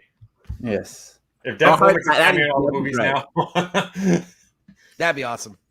No, my biggest one I wouldn't change, but it's just his interviews is what kills me. Is Vin Diesel as Groot. Vin Diesel, when he was they interview him and he tries to make it like he's really acting and all this stuff. And he's like, no, I got on stilts so I can pretend I was a tree. And I had to do all these takes and say Groot in all these different languages. And it was hard work and I deserved the money. And I was watching this on Jimmy Kimmel or whatever. I'm like, dude, no, you just sit there and be like, dude, I'm making bank for saying one word. Right. But he made it like it's such a big deal that they brought tough. Vin Diesel in for Groot and that they couldn't replace that with anyone in the whole world. I hate that You too. think No, they just, that's a record waste of it? money. Yeah, total waste What? of money. I just thought he comes in, says 10 Groots and 10 different things, and that's it. And walks out. Right, I would be happy he admits that. But when he goes on his whole speech and he's like, no, I'm on stilts and I'm pretending I'm a tree, I'm like, oh, shut up. Yeah, but hey, I don't know if you know, but he's massive into Dungeons and Dragons and all that stuff. Yeah. So it wouldn't surprise me if he actually did that. No. Yeah, I can see that. They were like, hey, Vin, we don't need this, right? I don't care. No, he answers. I'm a tree. I am Groot. He said, hey, you paid my check. I will give you 100% of Vin. You get all of me, guys. All of me. I don't think you guys We're understand family, how hard, guys. We're family. how hard it is to change your inflection and saying I am Groot and then changing it there. It's tough work. You got to give it I to do. him. And then they mix up and say, you have to say we one time? We are Groot? Dude. Yeah, that was hold a on. whole game changer. To answer that, Manny, I do, and I'm saying he doesn't deserve the money. They should literally recast him to anybody. Marvel, I'm available, by the way. To anybody else to save millions. Yes. No, and as someone, everyone on this podcast, at least on this channel right now, knows what I'm capable of. So yes, I do know, and I would love to get paid that much money to say freaking 3 words. Sorry, technically 4 because he says "we" in one other line. But They could have paid that money to Natalie Portman for a cameo. no, they couldn't leave her out of my MCU. I'm sorry, what? No, I'm out. Like I said, 54.5 million. I was like, Yeah, it was like $1 million a word. It's what he got. It's absolutely ridiculous. I thought maybe 20 or 30 mil. How do you think he's paying for the Fast and Furious movies, man? Right. He's silly. He walks into them with a just a duffel bag. Like, here's the first 250 million. Let's go. Give me the rest, and I got the script done. I wrote that too. I want to know who the lowest paid actor is. That's ridiculous. The lowest paid actor. Well, out of the big ones, if I'm not mistaken, it's Scarlett Johansson. Really? Even like below Wanda and everything? Like, well, if we're talking about the entire MCU, I'm sure there are people, but like if you look at the original, she's by far the most. And also, I think her pay for Black Widow was much less than anyone else headlining any of their movies, if I'm not mistaken. Oh, really? Made a lot. I'd have to double check. Like, don't quote me on that because I'm not saying that I don't have the facts up in front of me, so I'm not sure. But to my knowledge, it made like $200 million this opening weekend. Yeah, but then it had the biggest drop ever in Marvel history. It's like 85% drop off from Thursday to Friday because it wasn't good. So it's only I got mean, we're not spoiling anything, but it wasn't good. Yeah, I wasn't impressed either. There were some bright spots, but I'll say this: the only thing I'll say about Black Widow is that Florence Pugh is an absolute revelation, and she needs to be in as many MCU properties as possible. No, she will be. She was absolutely. This movie was made for her. It was passing on the torch. You can tell. Yeah. No spoilers. She's dead. Black Widow's dead. If you don't know Black Widow's dead, then fuck. what the hell, man? What the? Yeah, there's no spoilers, and you won't get this, but disgusting. Hey, so, and anyone who's seen it will get that reference, but it won't spoil anything. Just disgusting. My favorite part in the entire movie. Yeah, no, I still haven't seen Black Widow. Right, when you see it though, you'll go, yeah, he's right. I'll do the whole Leo DiCaprio. You know, and props to Disney for this because I didn't go to the cinemas. When you buy it, I thought it was just like a 24-hour thing. You actually get to keep it the whole time. Yeah. Well, because they do that with all the other ones because like it's gonna eventually be released on Disney Plus, so it was like it made sense just to let you keep the access because it's gonna eventually be free to everyone anyways. Okay. But I bought it and watched it. I'm not mad at the purchase. Don't get me wrong. Like it was still a Marvel movie, and there were some entertaining parts, and I enjoyed some of it. And I'm not saying I regret watching it by any means, but I was expecting so much more. I mean, I think it's because we got so lucky with how good the first 3 installments of the Disney Plus shows have been. Mm-hmm. I mean, think about it. Like if you look at quality of films, you know, they're on TV. WandaVision, Falcon and the Winter Soldier, and now Loki have been absolutely top notch. Absolutely. I think it's more because it got delayed so much. Yes, that too. That definitely hurt it. More and more in everyone's mind that we're waiting for this big thing, and it came out, and we're like, oh. The action scenes make Fast and the Furious look realistic. I'm sorry, but some of those action scenes in Black Widow are just way over the top. Are you saying that you think that Fast and Furious is fake? Because that's all real stunts. It is true. No. Vin Diesel does all his own driving, and then he's invincible because of family. Yeah, exactly. Like if you didn't know that, man, you should have known that. It's way over the top. He just created his own superhero universe. He basically did. The Fast and Furious universe is basically him just as a freaking super soldier. That's what happened basically in the 5th movie. Is they basically all like had contracts where they like can't die, like Vin Diesel, and like that's why I mean they like have like the craziest contracts for those movies, and like Vin Diesel's contracts for those movies are insane. They specifically because there's such big egos involved, they're like ego-driven contracts. Like I can't have more screen time than this person, and there's like a lot of Universal that has them. Yeah. So we can expect a Vin Diesel versus Hulk. Ooh, yeah.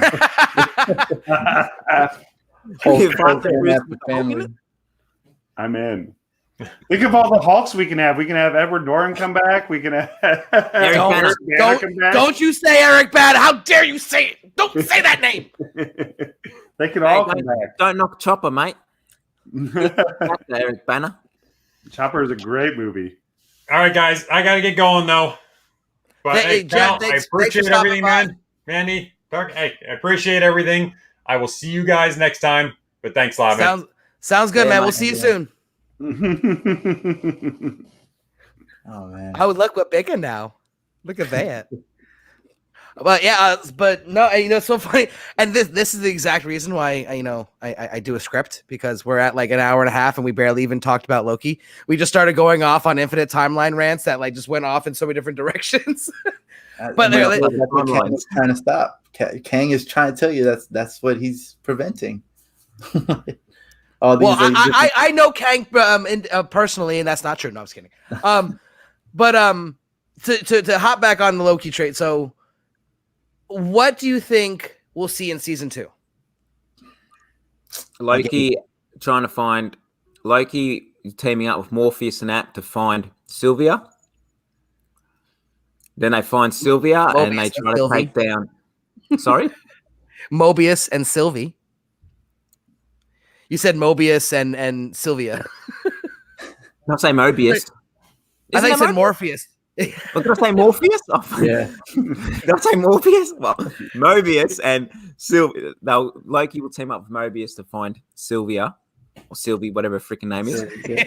And then they will try to take on Kang, and then it'll end, and then lead into quantum something. When is the second season of this drop? Well, that's with everything else. It's either before or after Multiverse.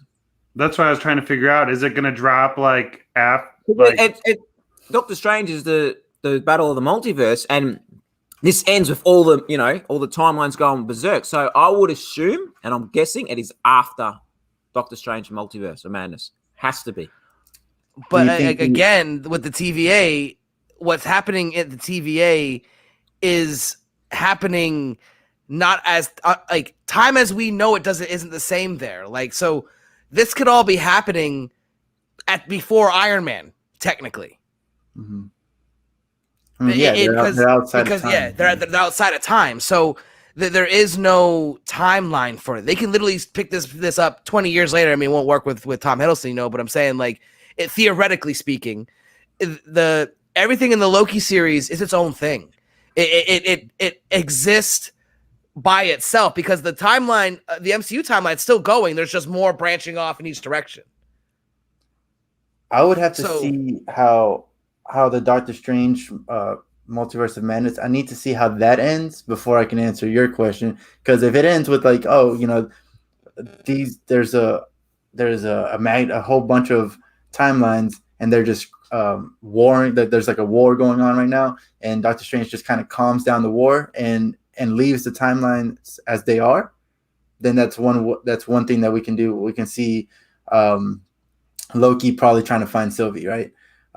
But if the end of Doctor Strange ends with Doctor Strange doing the same thing as Kang, which was one sacred timeline, then that's something else. Because then it's like, all right, well, where did Sylvie end up? Is she still at the end of time, or I don't know. I can't tell you what I would expect from season 2 without knowing the end of Doctor Strange 2. Well, is Doctor Strange still penciled in to be released in March? I don't know. Yes. I think so.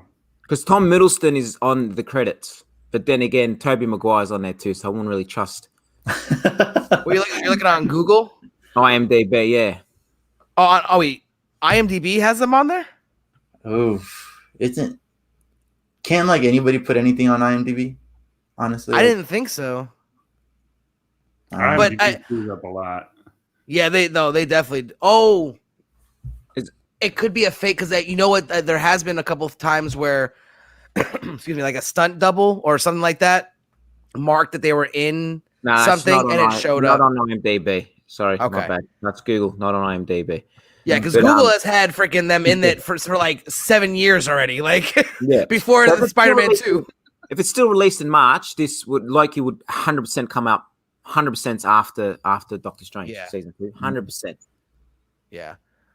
Well, but I think the real question is, when do we think it is on the timeline? Like after Doctor Strange.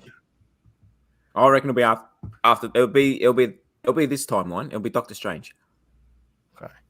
That's what I. What about you? What about you, Duff? What do you see for season 2? Oh man, I don't have any expectations. I don't have any expectations walking into this show. Like that's kind of how I've been approaching these. I kind of try to avoid everything until I'm watching it. I don't know. I like the surprises.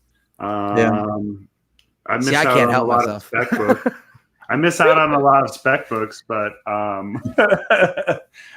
like I don't know. Like you guys. Was Manny? You said you were starting collecting in like 2011 or reading. I started around 2011, 2012 myself is when I dove in. So like that's where like my knowledge of comics kicks in for both DC and Marvel is around 2012. So a lot of that stuff beforehand, I kind of like. I dabble in it, but I don't have a strong knowledge base in it. So like I kind of discover new things, but I kind of liked discovering it through the show. So I leave the spec to a minimum in that regards. But man, if I had to like put money on anything, I would have to say that like we're gonna see a version of Kang in Doctor Strange show up that's going to be tying into Loki. I would say that the Doctor Strange Loki connections have more of a connecting in that kind of world than a lot of the other stuff that's coming out between now and then. And it's a lot more accessible than like, I think Eternals is going to be a tougher, not as accessible title to a lot of people as some of the movies have been. Even Guardians, no one knew Guardians. You could say that with a lot of these titles coming out of nowhere, but like Eternals is. So I was new to Guardians, but Eternals, I'm going to have no bloody idea. I don't know. It's going to be a mystery, but the little stuff I know, like, I was excited about a tree and a raccoon. I don't know, gods and like people with unlimited powers don't excite me as I guess Loki has a lot of powers too, but like there's something about like being grounded that I enjoy. Some of the celestial stuff and some of that stuff I'm getting more and more into now, but that's not what got me into comics and superheroes. Oh yeah, I agree entirely. I didn't start reading any of the powerful god characters until more recently. Like I was Punisher, Batman, Nightwing. I mean, those are my characters. Like anyone who is grounded. I mean, sure, Wolverine isn't really like he has powers, but I'm short, so he gets a pass. But it was mostly just the humans, like the ones that really got me into comics. But I definitely feel you on that. And my prediction, and I'm so far I've been pretty right in the head on those, nail on the head. So I'm thinking the fight. What's gonna happen is Loki's gonna find a way to bring basically Kang to the Void, like the real Kang. Like I'm talking like full on like Kang Conqueror. Prime, Kang the Conqueror to the Void. And then he's going to bring with him variants of himself, and it's going to be a Loki army versus an army of Kangs fighting it at the Void. What Duffy was saying got me thinking, and what you're saying, it's like a connection. I think I'm thinking about the middle part of that. When we see Loki in this finale, he's looking around, he sees the Kang statue or whatever, the tower thing. And he's about to talk to Mobius. That right there could be where he maybe, because he's going to be in Doctor Strange too, right? So from there, he maybe kind of finds a way to go talk to Doctor Strange, makes it to where when he comes back, he has some kind of knowledge, some kind of artifact, something to be able to pull Kang from this world, because this TVA obviously has a conquering Kang. And then do what you just said and bring Kang into a Void and have that whole Loki battle and stuff. But we'll see. The only thing about that is there have been reports that he's going to be in Doctor Strange 2, but he has been adamantly saying, and I know that's like the new MO. I understand that, but I don't know, maybe because he plays the God of Mischief that I'm more trusting. Like, I don't know why. Maybe I think like his real life person would be like, I feel like I can believe him when he says I'm not in it. I would think it almost he just started the multiverse crazy. You know what I mean? He just started the crazy of the multiverse. So Doctor Strange is going to have to ask him, what the hell did you do? You know what I mean? So I would think like there's got to have something between them. But my question is, but the reason why I don't think that is because I don't think that he's on the timeline anymore. Like, Loki doesn't exist anymore, is what I'm thinking. To Doctor Strange right now, he's dead. He's dead. No. I'm saying that he was erased from existence, as in there never was a Loki on that timeline. That's what I'm saying. But then if there's never a Loki on that timeline, then Endgame and all that would have never happened. It would just happen with somebody else, a different, not Loki. It could be, maybe it was Civ, or maybe it was one of the Warriors 3 that was there. I'm saying that they're like, because if no one in the TVA recognizes a Loki, and he said it should be familiar because we've pruned a lot of them, and so they also pruned a Vote Loki. They look exactly like him. Timeline. That was a different timeline. This is a new timeline of the TVA that he's gone to. So you're saying that they didn't prune any Lokis before? They didn't prune any Lokis because it's a different timeline.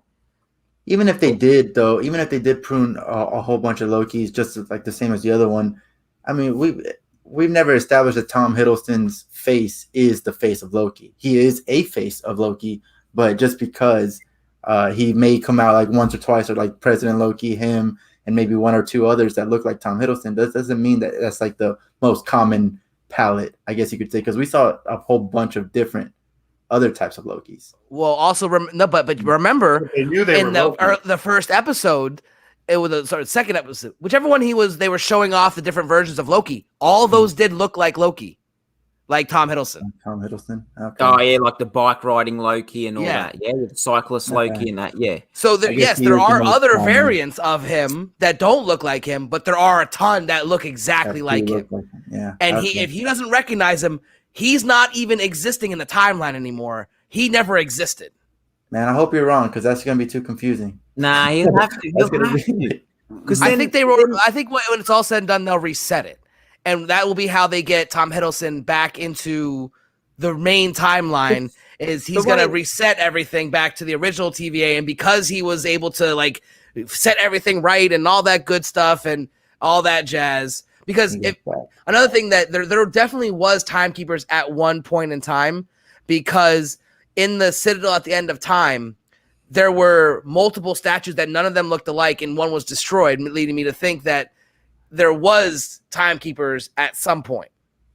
But they would have reset. So when Loki took the Tesseract and disappeared, right? That's when they got him in that. So they would have went back to timekeepers to that timeline, and they would have dropped their little reset bomb. They would have reset it, and he would have been there handcuffed up again.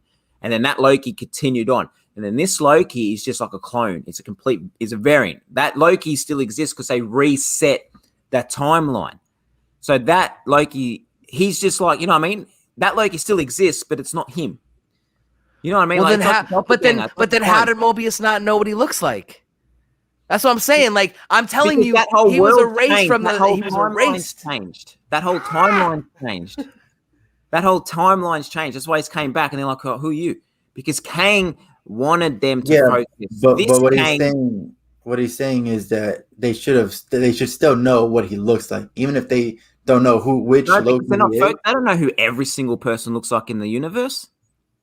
Sure. They're just the Kang made them focus on the Lokis in that universe and in that timeline. Now that he's gone back to a new timeline, it's a new Kang, it's the proper Kang the Conqueror. He hasn't made them focus on the Loki. Never had to look for a Loki before. So never had to look for a Loki. So they don't know about Loki. That is what I have a feeling, though.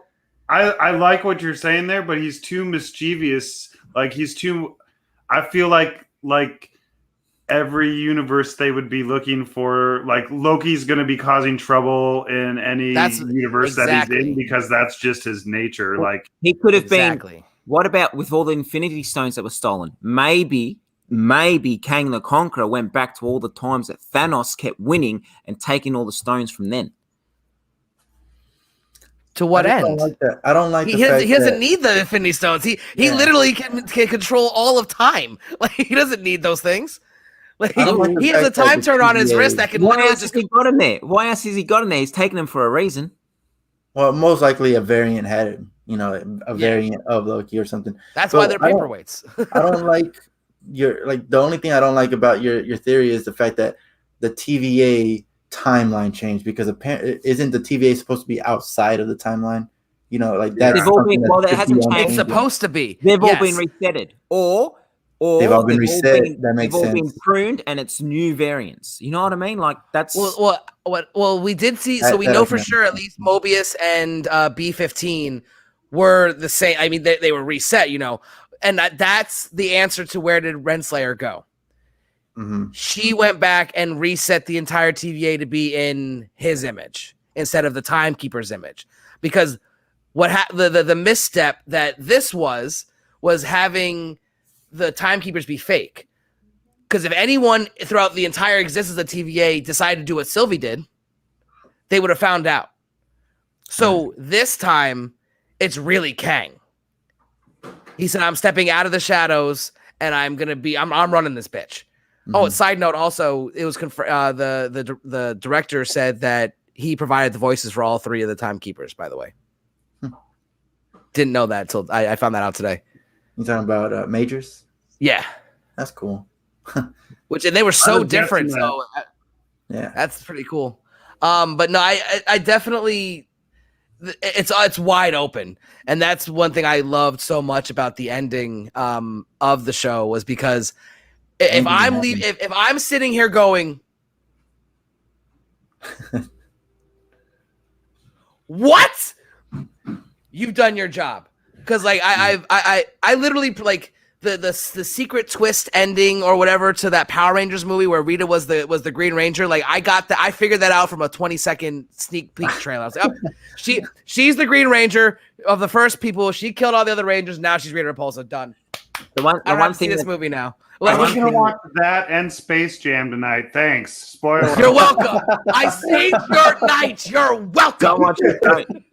don't watch Space Jam. But the one thing that WandaVision and Loki have done, I can tell you now, this Doctor Strange Multiverse of Madness is going to be top 5 selling. Well, I don't know because of the virus now, but it'll be the top 5 most anticipated films for MCU, because you know what I mean. Like WandaVision leads into it. Loki now obviously leads into it. Spider-Man leads into it. Spider-Man's going to lead into it. No way. They're teaming this one up to be like the next Endgame, this bloody Multiverse of Madness. That's the way. Well, I'm it's because seeing they didn't plan an Avengers movie for this phase.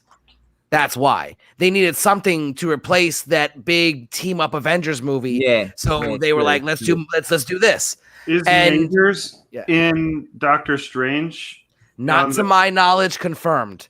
There's rumors, but I have not Well, seen there'll be anything definitely- that confirmed it. There's going to be a lot of, I reckon, fan pops in this. There'll be a lot of going to different multiverses and Yeah. seeing your characters. I honestly reckon we might see, like you were saying, Kyle. I think it was you saying, Kyle, that we might see your Eric Banner Hulk, and you know what I mean. You'll see other characters that have played the heroes and the villains from other. I reckon I would not be surprised if we see the X-Men universe of characters as well. Just nothing, just a little Easter egg or just a 2-second cameo thing. Kind of like Deadpool, he opens the door and they're in there and then he closes it. That kind of stuff. Well, I've heard rumors that they reapproached Hugh, and this time he's been more receptive. Because initially, when they first started doing Doctor Strange 2, they approached both him and Patrick Stewart to make cameos, and they both adamantly said, "Absolutely not, never. We're done. Never happening again. No way."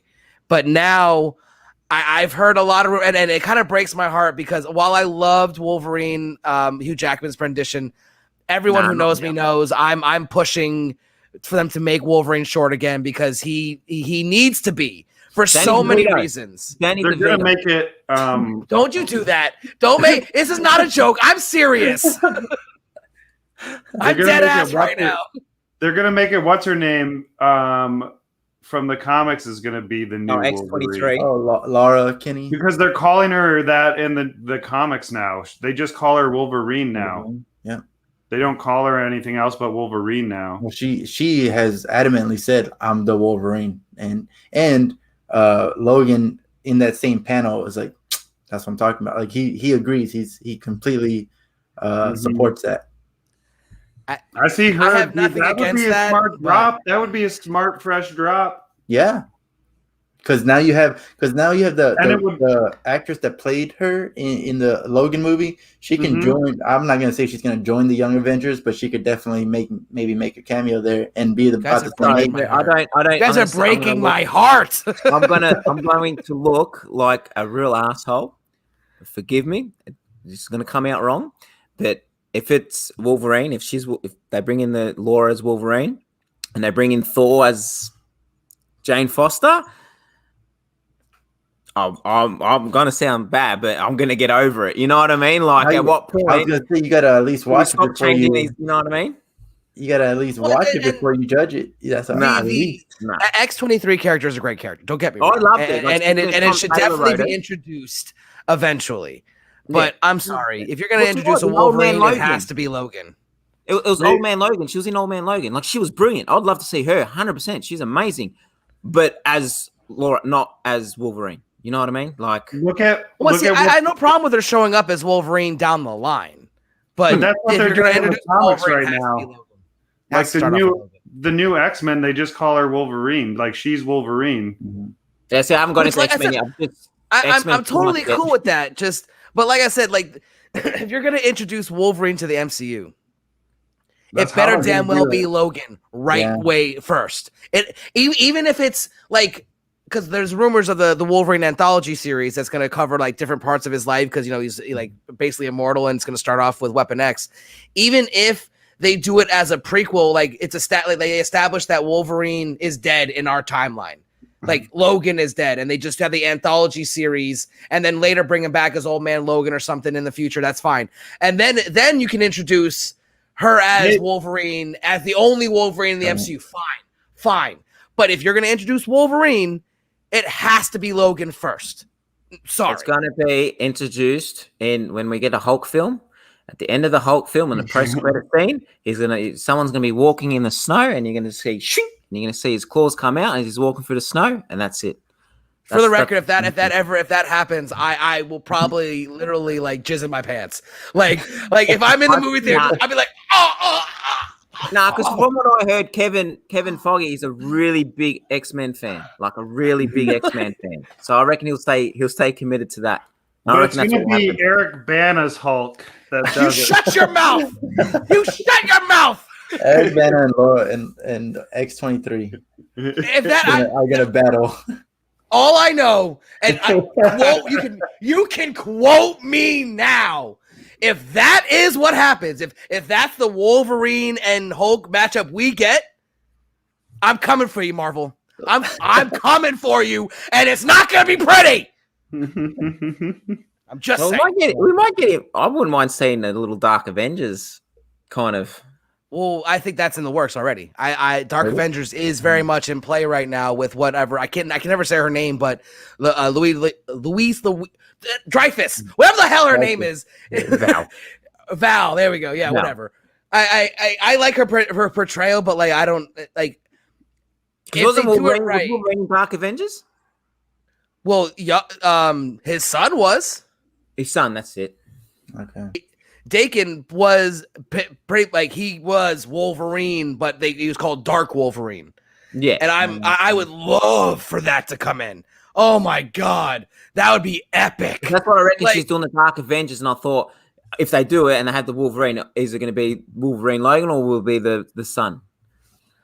Well, you can't. How are you going to introduce the son without introducing Logan? Like that's what I'm saying. Like you can't introduce all of these freaking like legacy characters because Laura is basically a clone of a female clone of Wolverine. Well, if you introduce the son, you're basically introducing Logan. You are saying within the same sentence there is a Logan somewhere out there. This is his son. Well, Loki. Logan exists. Loki just showed us there's all different, variants. Oh, yeah. That's just. I mean, He's that's just a just variant of Wolverine. It's his son instead of him. Like, like I guess it's because it's Wolverine. Like I'm so like I will fight for like a true like short like awesome like, hey bub, what I do is I'm the best at what I do, but what I do Danny isn't DeVito. very nice. You Danny shut your DeVito. mouth. Danny DeVito, 100%. That's it. Wait, hold on. You're muted, Duffy. You're muted for 5 seconds for saying that. Well, who would you want then? Who would you want? What actor's short that you would want?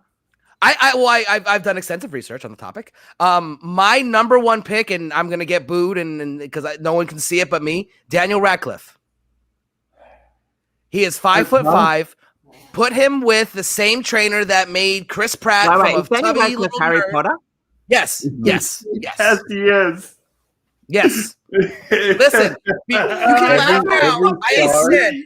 Listen, hold on. I understand. He's like this. Yes. He's gonna So was yes. Put him with the trainer that turned freaking Chris Pratt from Andy Dwyer, the fat chubby nerd, to Star-Lord. Put him with the same trainer, and you can do it. And also, let's just, before you completely discredit him because he was Harry Potter, go watch Two Guns Akimbo and get back to me. No, I've seen that movie where he becomes a devil, or he's got the horns. What's that? Yeah. No. That's horns. That's a Smith movie. But no, Two Guns Akimbo is what made me first think he could pull it off, because it's an action movie where he's getting his ass kicked and he's bloodied and all of that. I'm like, ooh, wait a minute. He just never gave up, and I'm like, ooh. I reckon that kid from King's a Horseman, the Kingsman. That's my second pick. Yeah, Taron Egerton. Yeah, he's my second pick. Yeah. He's 5'9". So him as an that actor, would put him still significantly shorter than all the other like bigger name people in the MCU, and they could digitize and make him a little bit shorter, like just to make it even more apparent. But I'm okay. Anything between 5'5" and 5'9", I think is your sweet spot for a legitimate casting, because we're not getting a 5'3" Wolverine like the comics. I know we're not. I made my peace with that. It's like you're describing a Tinder profile or something. Hey man, listen, I have broken down every single actor that could possibly play this role. Believe me, I've done full episodes on this shit. Like there's quite a few that I think could pull it off. But my number one choice, it's definitely Daniel Radcliffe. He can carry a franchise. We've seen that as a child. And if he beefs up a little bit, because Wolverine doesn't necessarily have to be a hulking figure. Like, yes, in the comics, he's big. And, in the rendition we have, he's big. But he doesn't have to be jacked. He just has to be fit. He doesn't have to be Jackman. A jacked man. Right. Pun intended. He's hairy. He just has to look good. And he is hairy. Yes. There he is. There's another one. He's hairy. Like I said, I'm not saying he's ready to play the role today. like if you cast him today and say go play Wolverine tomorrow, he can't do it. I'm not saying that by any means. But if you put him in a room with a trainer for 6 months to a year, yes, 100% he could beef up enough to play Wolverine. And he's 5'5", which would make him look tiny compared to most of the other actors of the MCU, and it would get the point across. How big's 5'5"? We do centimeters here in Australia. Just so and the American education system sucks, so I can't convert it for you. Absolutely not. Nope. No. That's what Google's for. Right. But yeah, he is very short compared to most actors and most people. Really, I mean, my height. Fuck. Yeah, so that means you're 3 inches taller than me. Well, no, at 165 centimeters, I'm 175 centimeters. So then you're a lot taller than me. Fair enough. But that's another, again, why I fight so I will fight tooth and nail for a short Wolverine. Like I don't want Wolverine. I don't want Hugh Jackman back. I don't. And I would tell that, I know I'll probably never talk to him, but if he came on, magically just popped in right now, I'd be like, Hugh, decline the role. Decline Wolverine, please. I think Please. he will. I think he was happy with his old man Logan. I think he knows he's not going to be able It to was carry perfect. the industry That for the was next perfect. 10 years. Because that's what we want. If you're going to have a Wolverine, X-Men, it's going to happen another 5 years from now. It's not going to happen fucking Well, no, anytime soon. if gonna he be does right. come back, it'll be a cameo. And he knows That's what I'm hearing. That he can't be bothered working. Like, I don't know, in the interviews here, they gets asked a lot in the interviews here in Australia. He can't be bothered doing the working out and all that again. He won't do it, 100%. And he was happy with old man Logan, the way it ended in there. 100% will not be him. Anything that he does would be like they couldn't do anything better than what he's done with the character, and he's done his complete arc, and like anything would have to just be an open door close where you saw him. But you're right, it wouldn't be smart to put him in there if you are going to use Wolverine and want to use Wolverine, he's not the future of it. He's got he'd have one thing left if he did have anything left, you know what I mean? I think we'll get him in a Deadpool. I'm confident we'll get him in a Deadpool That's film. a smart choice. That's the smart place to put him. They will do him and Deadpool go at it, and that's it. They'll have a whole new X-Men. I don't see him. I see him appearing in Deadpool, but as Hugh Jackman, not as Wolverine. And then they're gonna have the jokes like, "Where are the claws, buddy?" I'm an actor. You know what I mean? Like it would be hilarious. No, but the rumors I'm hearing is that he's gonna appear in Doctor Strange 2 in the original OG brown and orange costume for a the one he had on the plane when he actually opened it up on the plane. Yes, the 20-second like a 20-second cameo, like where they're going through different worlds and they're seeing different realities, and it's gonna be him fighting Sentinels or some shit in that uniform, and then it's gonna go to somebody else. Like, that's what I'm hearing. Again, if that happens, I'm okay with that as long as it's just that. Like, please. Like, Hugh, I know you're not going to hear this, but I'm still going to plead. Literally, I don't care how much money they offer you. I'm begging you, turn it down. You got enough money. You don't need to do it. You Old Man Logan was perfect. If you do that little cameo or a cameo as Hugh or something in the Deadpool, fine. No problem. But let someone else take up the mantle of Logan. Please. And on that note, I'm gonna have to say goodnight, guys. It is me too. Here. So, all right. Is everyone bouncing? Oh, I might go make some lunch. I'm getting a bit hungry. All right. All right. Well, I appreciate you all coming by. I haven't announced this yet, but this is gonna be my last episode for a while. I'm taking a quick break. I'm finishing up my last semester in college, finally. So I need to take some time to focus on that. So this is basically going to be my season 2 finale. I didn't tell anyone that, so I really appreciate you guys making it fun for me. And we had a great time. And I know that you guys are probably going to like try to take your names off this because of what I said about Chadwick. But again, just to be clear, I want to say this: no one could do it better. But hindsight being 2020, we no longer know we don't have a T'Challa in the MCU. That's all I'm saying. That's all I'm saying. Please don't kill me, everyone. Internet, don't. I swear. I love him. I swear. I love him. Hindsight being 2020, it kind of sucks that T'Challa is gone now. So that's all. That's all I'm saying. Yeah. But again, thank you all for joining me. I think we've gone for 2 hours. We initially talked that everyone's going to be here for like a half hour, 20 minutes. And we just kept going. So I was going to keep going after. I'm not doing that anymore. I appreciate all you guys coming out. This was really fun. And we're going to have to do it again, plan it a little better, because I kind of threw this together like the last minute again, like I keep doing. But yeah, I want to have like a round table. We had like 5 of us. I want us to look like this small because we got so many people on the screen. But I really appreciate it. You guys are all great. And if you guys aren't following everyone on here, you're missing out, because there's some great stuff. Got some great comics being sold by, let's see if I can do it right, by this guy right here, Duffy. We've got some great podcasts and review. Wait, hold on. There you go. Wait. This guy. Man, damn it, I can't do it. Manny is great at does reviews. And of course we got the Month Later podcast, right? Is that what it is? Did I say it right? 1 month later. 1 month later podcast, which I appeared on and I had a blast on. So I'm definitely really thankful you guys all stopped by and had Thanks for this having us, mate. much longer chat than we thought we were gonna have. But yeah, so everyone, please like, share, subscribe, do all that good YouTube algorithm stuff, and I'll catch you in a few weeks when I come back and drop some new heat.